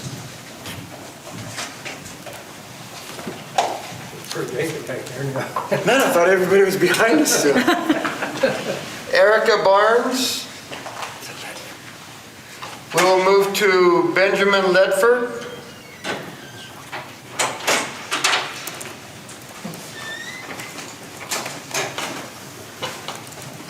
Yes, Erica tapped out. My name is Ben Ledford. Address is 122 South Main Street, Suite 1. I'm a local architect, homeowner, and landlord. I support the proposed changes, particularly with regard to easing some of the restrictions and allowing greater flexibility with regard to minimum setbacks, minimum lot sizes, and the parking requirements.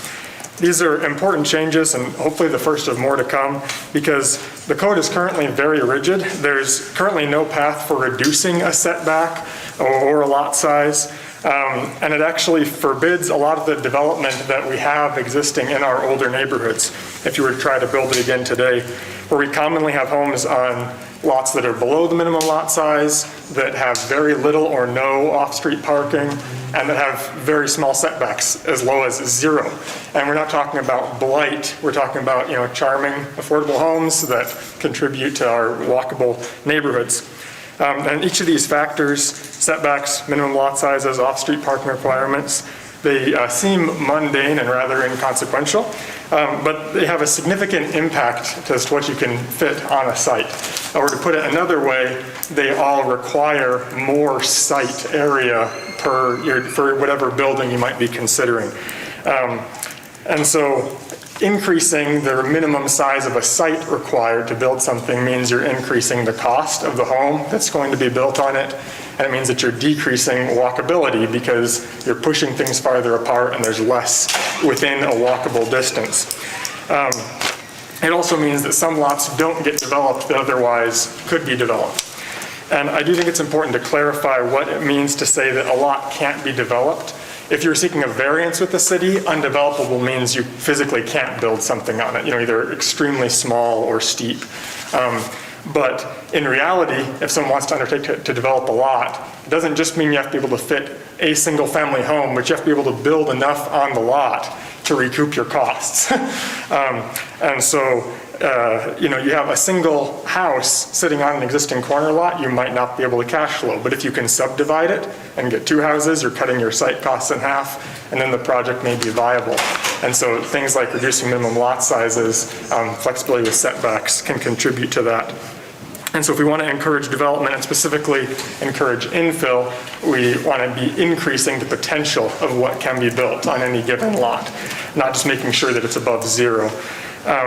I need to add that Pocatello's comprehensive plan says a lot about encouraging infill development and encouraging walkability and about the need for affordable housing, but the current zoning code actually works against those measures with some of these requirements. And so these changes, I think, help align those a little bit more, and I hope the planning department continues to do this good work in examining and proposing changes to the code. Thank you. Mark Dahlquist.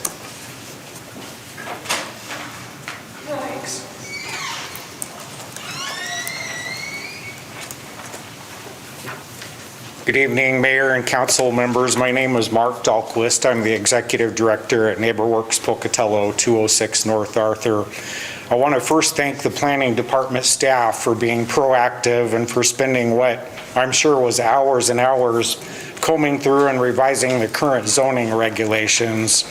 I believe we now have some zoning regs ready for implementation that will complement the comprehensive plan, just like what Ben alluded to.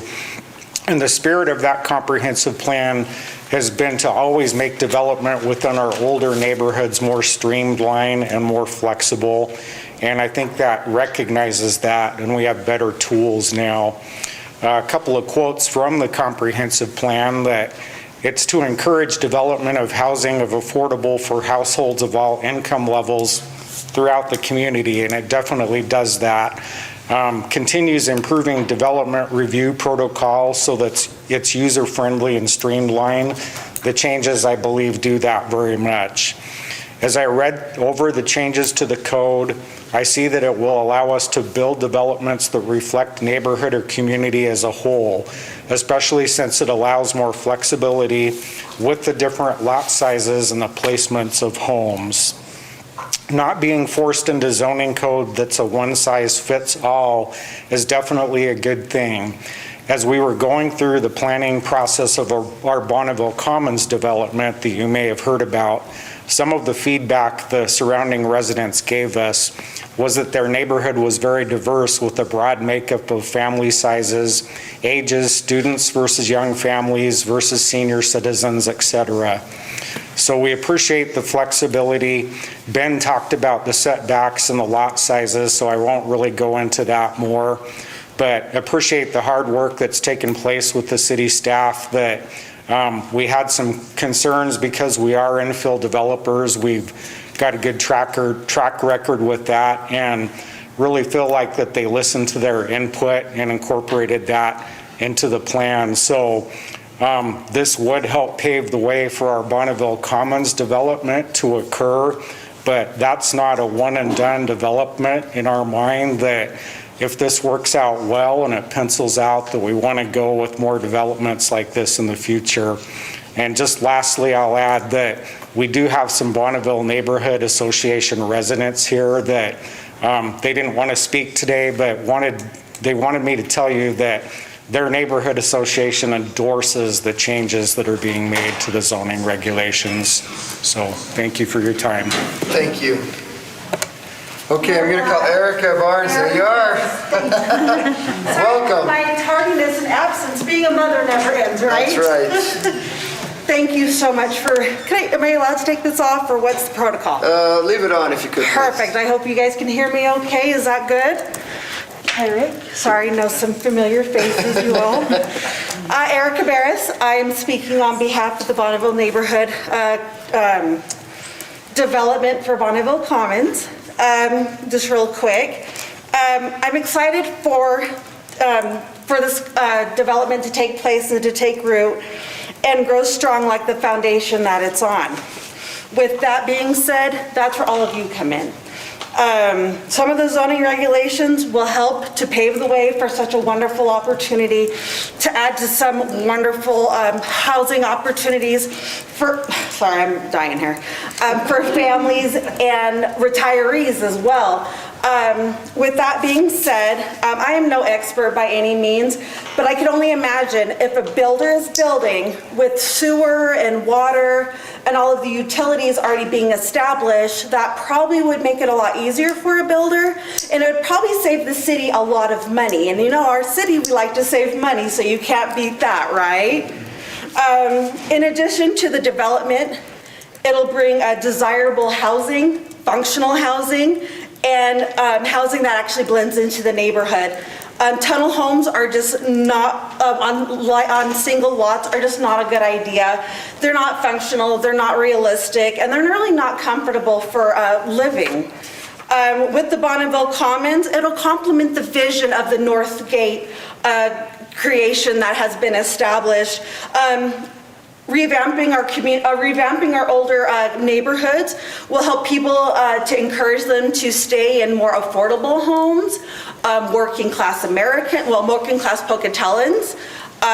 It'll also just help kind of get good establishing lifestyles for the young couples with kids, and then of course retirees will probably want to downsize at some point. I know I'm looking for that opportunity to downsize my home once my child is out of my basement. You know, affordability, functional design, and variety is what makes the city great, you know. I encourage all of you leaders to this amazing city to lead us into the next phase of growth for Pocatello, leaving a legacy knowing that you guys are the reason why it started. And you can feel wonderful knowing that because of your encouragement and your choices for our city have been a really good impact on homes in general. So thank you all very much. I appreciate you and have a wonderful evening. Good night. Thank you, Erica. Okay, we don't have anyone else on the list, but we're going to give everybody an opportunity. Is there anybody else that would like to comment? Okay, thank you. Is there a reason for you to come back up? It doesn't sound like everybody was pretty supportive. With that then, I declare the public hearing closed. Council, this item is before you. How do you wish to proceed? Councilman Bray.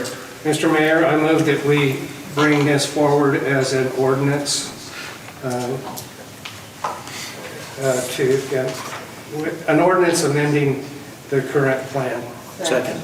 Thank you. We have a motion by Bray and a second by Stevens.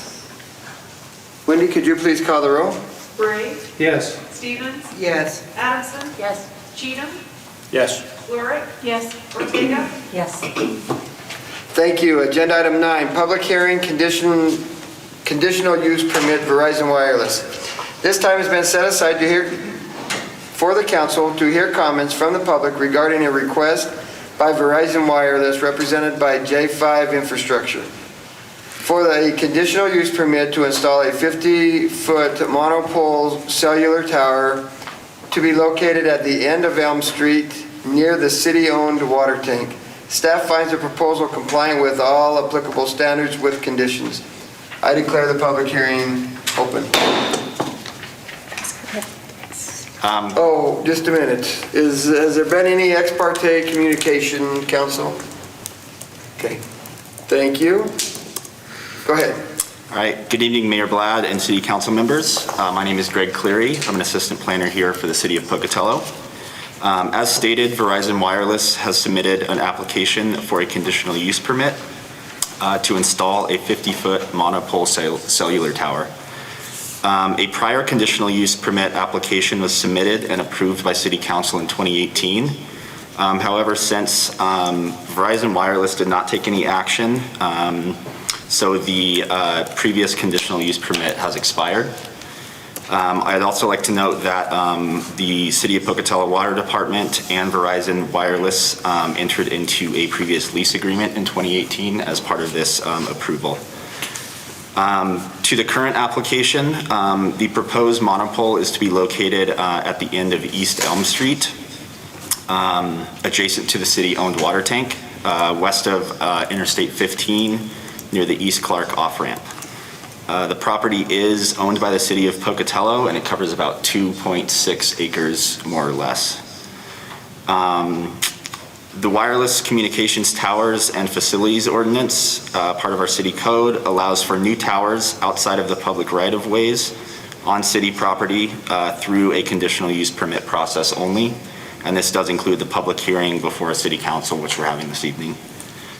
Notice of public hearing was mailed to all adjacent property owners on July 16th and was published in the Idaho State Journal on July 20th. To date, no public comment has been received on this item. Based on review of the application materials, the site plan, municipal code standards, and our comprehensive plan goals and objectives, our planning division staff recommends approval of this request with a few conditions that are outlined in our staff report. That concludes my presentation. I'm available to address any questions. Thank you. Councilman Bray? I don't know if my memory is coming back to this particular application or not, but it seems to me like we asked that that tower be a decorative tower instead of a plain tower. Is that still part of this proposal? Yes, it is. So as one of the conditions, it is, there were 4 conditions as part of the application. 3 of which are more administrative or compliance. One of which was to have the tower painted like an earth tone or something that blended with the landscape and the geography, similar to the water tower. So that is a condition as part of this as well. Yes. Chris? And as part of that condition, since I have no idea how long paint lasts, but not forever, so is there, provision for when it starts to peel and look ugly? Yeah, I believe that would be something that would be, intended through the condition that there is the maintenance and the upkeep of that paint. That's something we can work to clarify with the applicant, that will be an ongoing effort on their end. For the benefit of the neighborhood, I would like to ensure that it doesn't become an eyesore, even though it's originally. Right. Absolutely. Rick? So do I understand the 2018 conditional use permit was never acted upon, but a lease was entered into an agreement? Yes. Has Verizon paid that lease? As far as I'm aware, yes. Yep. I don't believe there to be any issues with the lease agreement. Okay. Other questions? Okay, thank you. Madam Clerk, has there been any written correspondence to your office? No. Okay, thank you. Then I would look for any testimony supporting the application. Any testimony uncommitted to the application? Any testimony opposed to the application? Okay, thank you. I'm not going to have you come up and rebut nothing, so thanks, Greg. I have one question. Okay, we have another question. With all the building that's going on, it seems to me like there was an original proposal for a development going in below that. Has anything moved on that you're aware of? I believe some stuff is in the works. I'm not exactly sure of the logistics and the exact details. Yeah, that's later on the agenda. But yes, there is some movement in that area.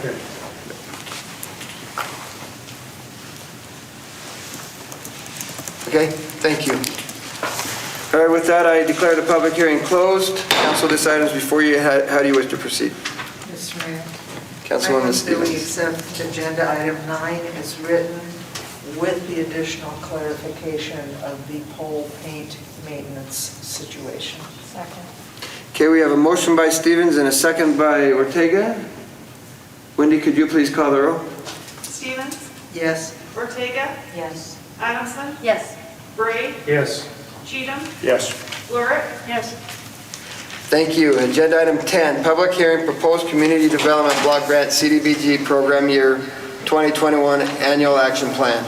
This time has been set aside for council to accept comments from the public regarding a proposed amendment within program year 2021, PY 2021, Community Development Block Grant CDBG Annual Action Plan. The CDBG Advisory Committee recommended approval of the amendment at their June 15, 2021 meeting. A 30-day written comment period on the amendment began on June 22nd, 2021.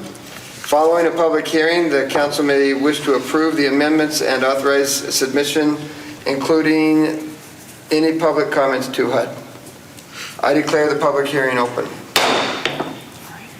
Good evening. Good evening, Mayor Blad, members of the City Council. My name is Christine Howe, and I'm the CDBG Program Coordinator for the City of Pocatello. As described by the Mayor, this hearing is the oral comment period for an amendment to the Program Year 2021 Annual Action Plan.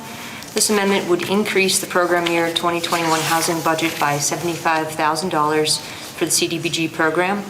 Increasing the housing budget triggers the requirement for a substantial amendment because it increases it by more than 25%. All substantial increases or changes must follow our adopted citizen participation plan, which is the reason for this public hearing tonight. The funding for this change is being allocated from uncommitted Program Year 2021 CDBG funding and through a reallocation of program income. The current PY 2021 budget for housing rehab is $85,000. So this additional increase would bring the total budget to $160,000 for housing activities. The total uncommitted funds for PY 2021 are $76,843. If this allocation is approved, there will be remaining uncommitted balance of $1,843. This increase is necessary to allow a recently approved project to move forward for NeighborWorks Pocatello, a local housing and community development nonprofit. With this funding, NeighborWorks will submit its application for a low-income housing tax credit, also known as a LIHTC, for a grant available through the Idaho Housing and Finance Authority. NeighborWorks is applying for the LIHTC to facilitate a 54-unit senior housing development on 2.2 acres of land between South 4th and South 5th Ave. The CDBG funding will support architectural, engineering, and other eligible soft costs associated with the $10.5 million project. There is a great demand for affordable housing in the community, particularly for seniors. This project will fulfill many needs and provide low-income residents below 60 to 30% of area median income with rental units. In addition, the now vacant and abandoned parcel will be developed in a low to moderate income neighborhood. The CDBG Advisory Committee recommended this amendment at a June 15th, 2021 special committee meeting. Copies of the recommendation have been available at the Marshall Library, NeighborWorks Pocatello, Life Inc., the Housing Authority, and at City Hall, as well as on the city's website for those interested parties to review. A 30-day comment period began on June 22nd at noon and concludes with this oral comment opportunity tonight. To date, we received one written comment, which will be included in the submission to HUD, and the council has received copies of that written comment and staff responses. Following tonight's hearing, the council may wish to accept the committee's funding recommendation and authorize the amendment submission to HUD. This concludes my presentation, and I'm available for questions if you have them. Questions, council? So, I got to frame my mind around a little bit. This isn't necessarily approved, but we're really giving some leverage because it's got to go through HUD, or is HUD asking us for a match? So typically when we amend our CDBG program budget, we have different funding categories. So if we change what's allocated from our entitlement funds by more than 25% in one of those particular categories, we have to submit the amendment to HUD following our citizen participation plan. So for this particular project, since we're increasing the housing activities by more than 25%, we're required to go through this public process to get input and council approval. So this project itself doesn't alter the bottom line budget for CDBG. It would just create a new project for NeighborWorks to support their application for the LIHTC grant. So I guess my question really wasn't how we're amending this, but what we're achieving by doing this. And Mark's here, I guess he should speak to this. So we would be supporting, we would be providing funding for architectural, engineering, and soft costs if their grant application is approved. So they're applying for the $10.5 million LIHTC grant for the senior housing development. And if that is approved through the Idaho Housing and Finance Association, then they'll be able to begin the project and we'll be able to support architect, engineering, and related soft costs. Chris? And if it's not funded? If it's not funded, then we'll return the funds to the CDBG program and find another eligible activity that we'd be able to use the $75,000 for. We have public infrastructure need, rehab, sidewalks. There's a lot of eligible activities, so we'd have definitely opportunities to reprogram it. Any other questions? Christine, thank you. Thank you.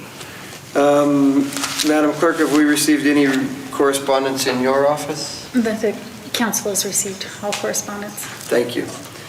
With that, then, we do have one that signed up, Mark Dahlquist. Hello again. I'll make it brief. I know we're pretty late into the agenda, but I think Christine explained it very well that the LIHTC application that she talked about, it is a competitive application, and it's about a $10.5 million project. It's not 100% covered by the grant, but 60 or so % of the funding for that would come from the grant. And it's been, I know, well over 5 years since Pocatello had a funding award from Idaho Housing to do one of these LIHTC projects. And it is a competitive application. And there's a category on there for leveraging or for donation. And last year, we received 2 points on that. And so with the extra $75,000 in the CDBG money, it pushes it up to 4. And last year, we lost out on the award by 1 point. And so if everything stays this year, we would have that funded. But obviously, a real big need for affordable rental housing, and having 54 units for senior citizens that make less than 60% of area median income. It's huge, it's needed. It helps revitalize that area out on South Fifth. So obviously, I'm fully in support of that, and we would concur there with the yes. Thanks. Thank you. Is there anyone else that would like to speak on this? Okay, thank you. Christine, you want to say anything else? You're good. Okay, then I declare the public hearing closed. Council, this item is before you. How do you wish to proceed? Heidi. I just wanted to say that I was familiar with this project because I used to be the liaison to NeighborWorks, and so I think it's a really great project, and it will be a big benefit to our city. So with that, I move that we approve the amendment and authorize the submission to HUD. Second. Thank you. We have a motion by President Adamson and a second by Stevens. Wendy is your name. Took me a second. Would you please call the roll? Adamson? Yes. Stevens? Yes. Bray? Yes. Cheatham? Yes. Lurick? Yes. Ortega? Yes. Thank you. Agenda item 11, final plat application approval, City View Estates Division 1. Council may wish to approve a final plat application submitted by Pocatello Property Development LLC, represented by Rocky Mountain Engineering and Surveying, to subdivide 21.98 acres, more or less, into 30 lots. The proposed subdivision is located east and northeast of Sleigh Hill subdivision at the east end of Elm Street. Staff finds the proposal compliant with all applicable standards with conditions. Council President Adamson. Mr. Mayor, I move that we approve the application with the conditions noted. And this is the one that's by the water tower. Second. Councilmember Ray. We have a motion by Council President Adamson and a second by Cheatham. Wendy, could you please call it roll? Adamson? Yes. Cheatham? Yes. Bray? Yes. Lurick? Yes. Ortega? Yes. Stevens? Yes. I was just saying. Thank you. Agenda item 12, short plat application approval, Pocatello Creek Booster Station. Council may wish to approve a short plat application submitted by Michael and Kathleen Seibert, represented by Rocky Mountain Engineering and Surveying, to subdivide a small portion of the properties located on the 1600 block of Pocatello Creek Road to create a single lot measuring 1/2 acre in size. The subdivision is being created to allow the Pocatello Water Department to place a water booster station, which is needed to increase water supply to the east bench. Staff finds the proposal compliant with all applicable standards with conditions. Councilman Cheatham. Mr. Mayor, I move for approval of agenda item number 12, the short plat application approval for the Pocatello Creek Booster Station with all applicable standards and conditions. Second. We have a motion by Cheatham and a second by Stevens. Wendy, could you please call the roll? Cheatham? Yes. Stevens? Yes. Adamson? Yes. Bray? Yes. Lurick? Yes. Ortega? Yes. Thank you. Agenda item 13, bid contract ADA ramps fiscal year 2021 FY21 project. Council may wish to consider the recommendations of staff for the following request regarding the ADA ramps FY21 project. A, accept the low responsive bid received on June 23, 2021 from D.Co.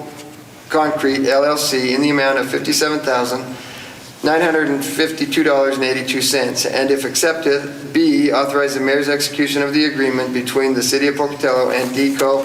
Concrete LLC in the amount of $57,952.82 for the ADA ramp FY21 project, subject to legal department review.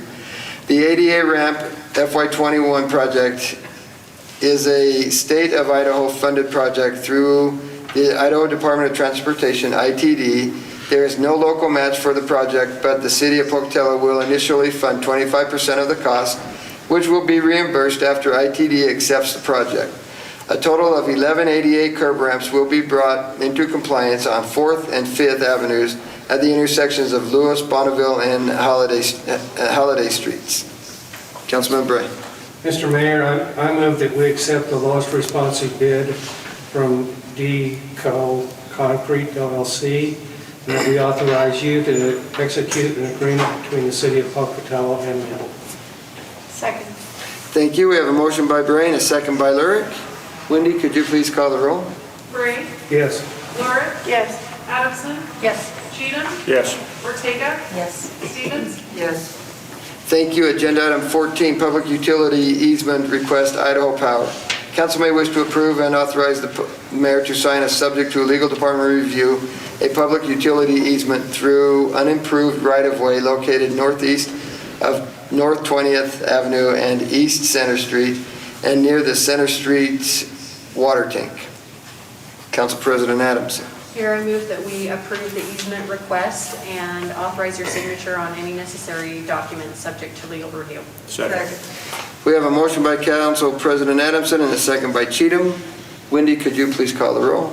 Adamson? Yes. Cheatham? Yes. Bray? Yes. Lurick? Yes. Ortega? Yes. Stevens? Yes.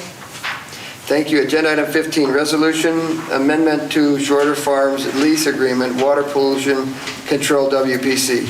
Council may wish to approve by resolution and authorize the mayor to sign an amendment to the farm lease agreement with Nathan Schroeder for property used by Water Pollution Control WPC for the purpose of biosolids application.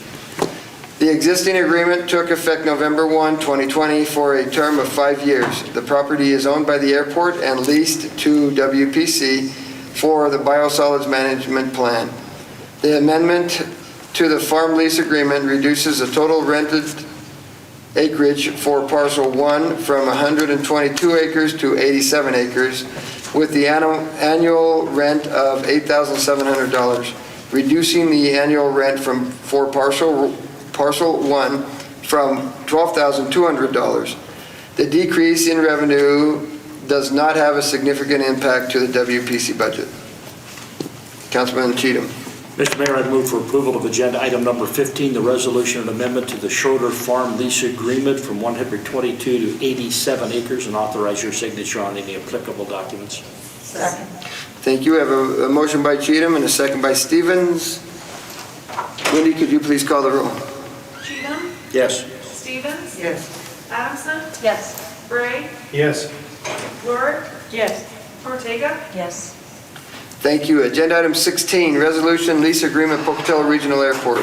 Council may wish to approve by resolution and authorize the mayor to sign a lease agreement between the city and Morton Buildings Incorporated for 35 acres of land at the airport with a right of first refusal on an additional 15 acres to be used for the purpose of constructing and operating a sales, fabrication, and distribution facility for custom-built buildings. The lease term will be 30 years with 2 30-year renewal options. The rental rate will be $15,750 per year with a 100% increase in year 6, a 50% increase in year 11, and a 12.9% increase in year 16. Rent for renewal periods will be negotiated at the time of renewal. Council President Adamson. I just saw that we had Mia Kay Kennedy come in, and I wondered if she might be willing to come tell us a little bit about this exciting project.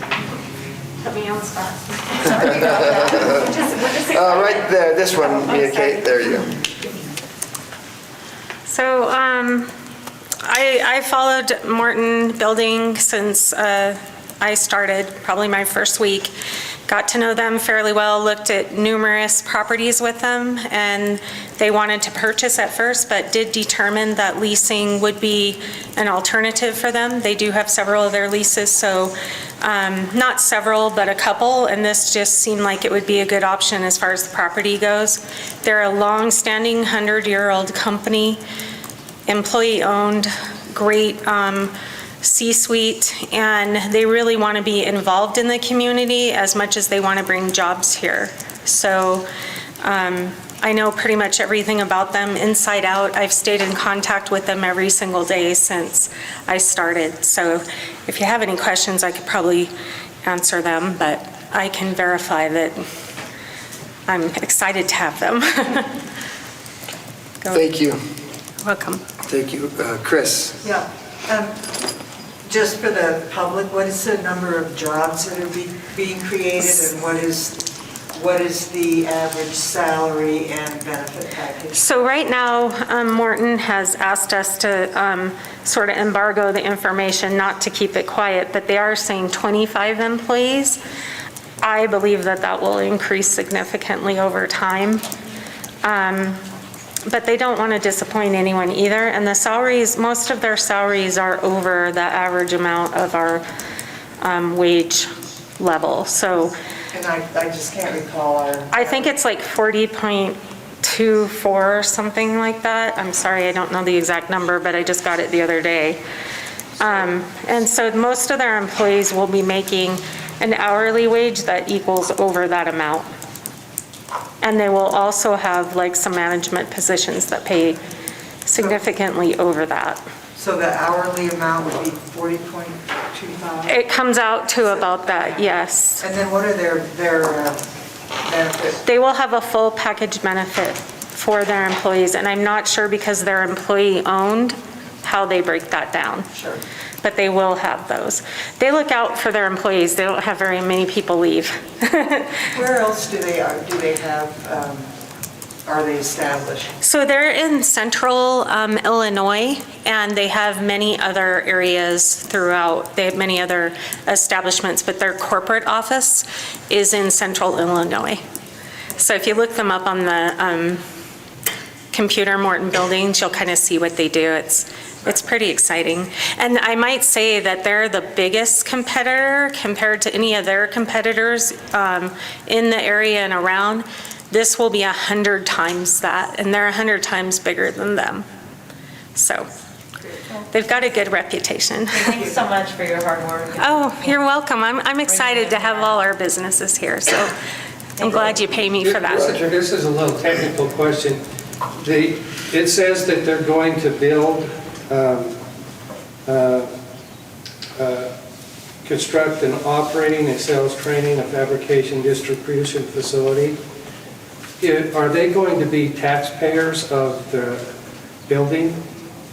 Does anybody know that? I know currently with the fabrication part that they are working with ISU. I'm not exactly sure how they're going to do that part because we haven't gotten into that further discussion. Because I don't know how we're doing this, but it seems to me like a lot of places, the building reverts to the property owner. I've known of different arrangements with universities and stuff where they had land and they built a motel, and after 20 years, that motel reverted to the university. And I was just wondering, is there any reversion clause in here? I don't see that. So currently, I do not believe so. I do not remember that in the negotiations, which took about the last 4 months, so I do not think so. Jared, do you remember seeing any of that? Off the top of my head, I was definitely part of the negotiations. There was a lot of drafts back and forth, but I couldn't speak to that specifically. I don't remember that either. And let the council know, though. Okay. Thank you. Linda? I also wanted to thank you for all of your work on this and keep up the good work. Thank you. This I is really awesome. appreciate it. Thank you. It's an honor. Oh, thank you. I'd also like to make a motion that we approve by resolution and authorize the mayor to sign the lease agreement between the city and Morton Buildings as outlined in agenda item number 16. Second. Okay, so we have a motion by Lyric and a second by Adamson, but I know we have another question. Chris wanted to have some clarification from our airport director, if I remember right. Yes, just for the benefit of the public, an explanation of how the circumstances that led us to this rather below market lease rate, how the FAA is involved, what's required there, and just I know from talking to Christy that you haven't figured out yet what your transition plan is going to be, not only for Morton but your other lease tenants because the land valuation is significantly higher than the assessment that you were able to use. That's correct. Thank you, Mayor and City Council members. Alan Evans, the airport manager. And to answer that question, the way that this rate came about a little over a year ago when Morton approached us, it was based on a current appraisal that we are using at this point, which that appraisal has been reviewed and approved by the FAA.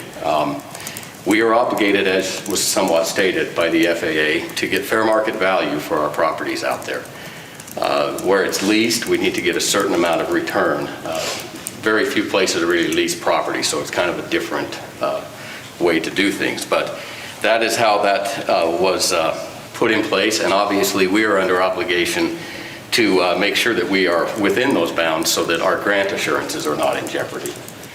So that's correct me if I'm wrong, but I believe that is a 2016 assessment, and clearly beginning in 2019 anyway, residential property owners were very aware that the landscape is changing in terms of valuation.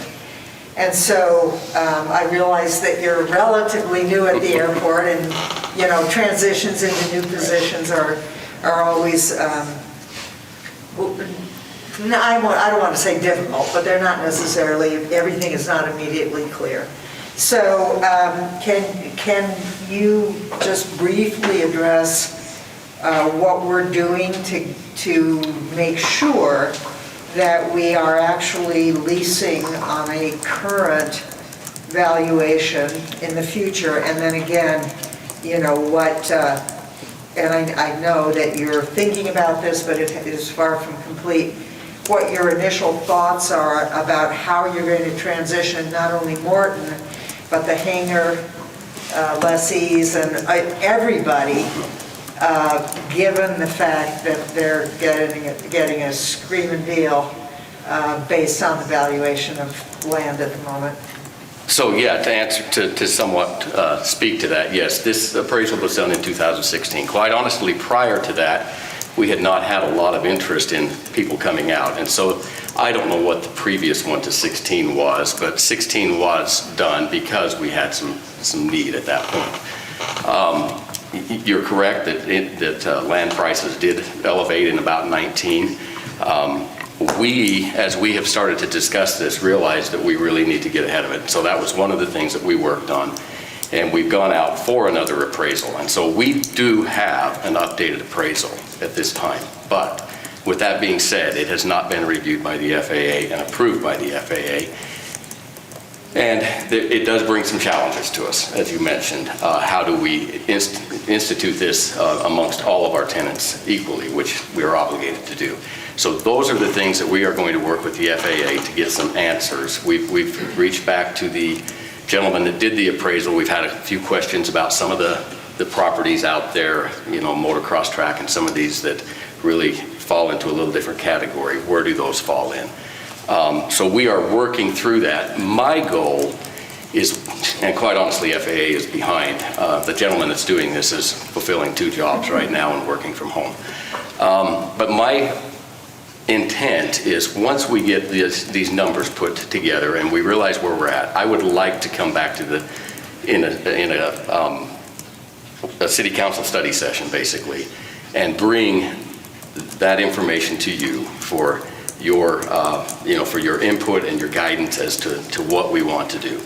We still need to have some leeway with these numbers as tenants come in. We can't be solid, this is what it is. You have to do things to entice them in. One of the reasons, quite honestly, that you say it's low, and it is low by today's standards probably, but at this point that we were working off of, it's actually above that number. Right. Morton is putting a lot of infrastructure in, which will be reverted, will come back to the city and will allow us to continue to expand and build off of that infrastructure. So that's the benefit that we get as we go. But there are escalations here, and negotiations are spelled out that will come forward as we move forward. Yeah. Oh, sorry. No, I was just going to say thank you for being willing to explain that. it not only helps me because I don't have to try to explain it, but it's also in your benefit because there's no layperson filter in between your information and the public. And so I appreciate both the conversation that I had the other day and the fact that you were willing to come and do such a complete explanation here. Thank you for that. I just have a question about the FAA review of the appraisal. What does that process look like time-wise? I mean, Well, is that like a year, or is it? I'd like to be able to idea? tell you. We're hoping, we've reached out, it's been out there for a little while. We got this appraisal back in April, and we've been working, where do we want to go? We've had some questions for them, they've responded with a few things. But really, quite honestly, this is not high on their list. It's going to be something that they get to.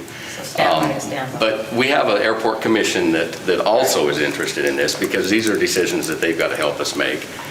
So they want to get this information back as soon as we can and see how we can implement this. I will just say, airport land is a whole different animal than anywhere else. It really is. There's a lot of restrictions on it. There's a lot of things that you can't do. And so the rates look light in some ways, but quite honestly, that is what it is in most airport settings, unless they are totally full. And then at that point, those values jump up. So hopefully that answers your question, but we are moving forward. Just curious as to, Yeah, we want to get this done so that we can move on. We know property values probably, I don't know what they're going to do, but if they continue, we definitely need to be where we need to be as we move forward. Thank you, Linda. Thank you. I just have one quick question while you're there. Yeah. How many years have you been a city employee? I have been a city employee, I don't know, 32, somewhere in that ballpark. I don't even know if that counts my part-time, but anyway, it's been over 30. I was confused by the idea of you being new. I'm new to this part of it, yes. He looks like he's 20, and so he's new to his position. Yes, that's correct. Yes, I have. I've been out there for a while. I've seen a lot of things, and this is wonderful. I'm so happy that Morton is looking at coming here. These are the type of businesses that I believe we need to bring to our community. I think they really add value, and I really think they will draw others as they look at who's coming. These are solid companies, so I'm excited. Thank you. Thank you. Yes? To follow up that question, I figured it, I assumed it was in there because we put it in all of our airport leases, but I wanted to confirm. As Alan mentioned, the infrastructure that they're putting in will benefit them as well as any other neighboring tenants and become the city's property. But the building itself does revert to the city at the end of the lease, whatever end of term that ends up being, if it ever happens that way. So just to answer that question on the record. All right, thank you. Okay, Wendy, we have a motion by Lurick and a second by Adamson. Will you please call the roll? Lurick? Yes. Adamson? Yes. Bray? Yes. Cheatham? Yes. Ortega? Yes. Stevens? Yes.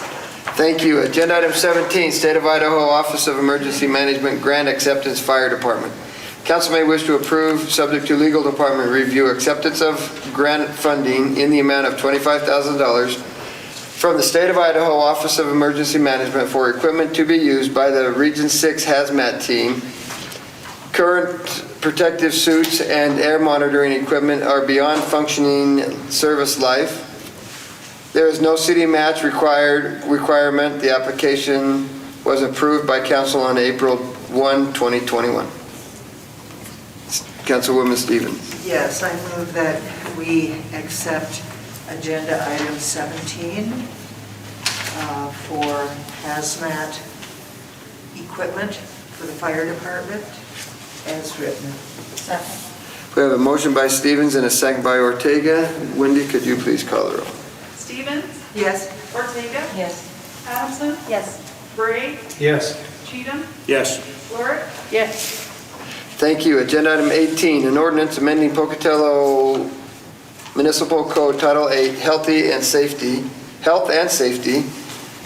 by revising sections 8.52.040, applicability to address additional facilities which will be subject to requirements set forth in Chapter 8.52 and 8.52.150, violations deemed a public nuisance To clarify, the parties other than the city may do abatement work, and by deleting sections 8.52.070 exemptions and exceptions, 8.52.080 stormwater site review requirements, and 8.52.090 stormwater design criteria, as these requirements are now addressed in the Portneuf Valley Stormwater Design Manual. Council, how do you wish to have this ordinance read? As quickly as possible. Councilman Bray. I move that ordinance agenda item number 18 be read only by title and placed on final passage for publication, and that only the ordinance summary sheet be submitted for publication. Second. We have a motion by Bray and a second by Adamson. Wendy, could you please call the roll? Bray, Yes. Adamson, Yes. Cheatham, Yes. Fleur, Yes. Ortega, Yes. Stevens. Yes. Jared, would you please read the ordinance? Yes, Mayor. An ordinance of the City of Pocatello, a municipal corporation of Idaho, revising Title 8 Health and Safety of the Pocatello Municipal Code, more particularly by revising sections 8.52.040 applicability to address additional facilities which shall be subject to requirements set forth in Chapter 8.52 and 8.52.150 violations deemed a public nuisance, to clarify that parties other than the city may do abatement work, deleting sections 8.52.070 exemptions and exceptions, 8.52.080 stormwater site plan requirements, and 8.52.090 stormwater design criteria, as these requirements are now addressed in the Portneuf Valley Stormwater Design Manual and are not needed in city code, and providing that all other chapters and sections of Title 8 not herein amended shall remain in full force and effect, providing that this ordinance shall be in full force and effect from and after its passage, approval, and publication according to law. I declare that to be the final reading of the ordinance. Shall the ordinance pass? Adamson, Yes. Bray, Yes. Cheatham, Yes. Fleur, Ortega, Yes. Stevens, Yes. Black. Yes. I don't know why you asked me, but I agree. You just broke a unanimous. I know, it's a unanimous vote, I just broke it. Whew, it's been a long day. You were left out. Well, she asked and I said yes. So, all right, agenda item 19, items from the audience. This time it's been set aside to hear items from the audience not listed on the agenda. Items which appear somewhere else on the agenda will not be discussed at this time. The council is not allowed to take any official action at this meeting on matters brought forward under this agenda item. Items will either be referred to the appropriate staff or scheduled on a subsequent agenda. You must sign in at the start of the meeting in order to be recognized. As a reminder, there's a total of 15 minutes for this agenda item and 3 minutes per speaker. Heather Disselcombe. Mayor, I'm tired and you're obviously tired. Let's call it a night and I'll return another time. Okay. Thank you. Thank you. That sounds great. With that then, we'll move to agenda item 20 and we are adjourned. Thank you for joining us tonight.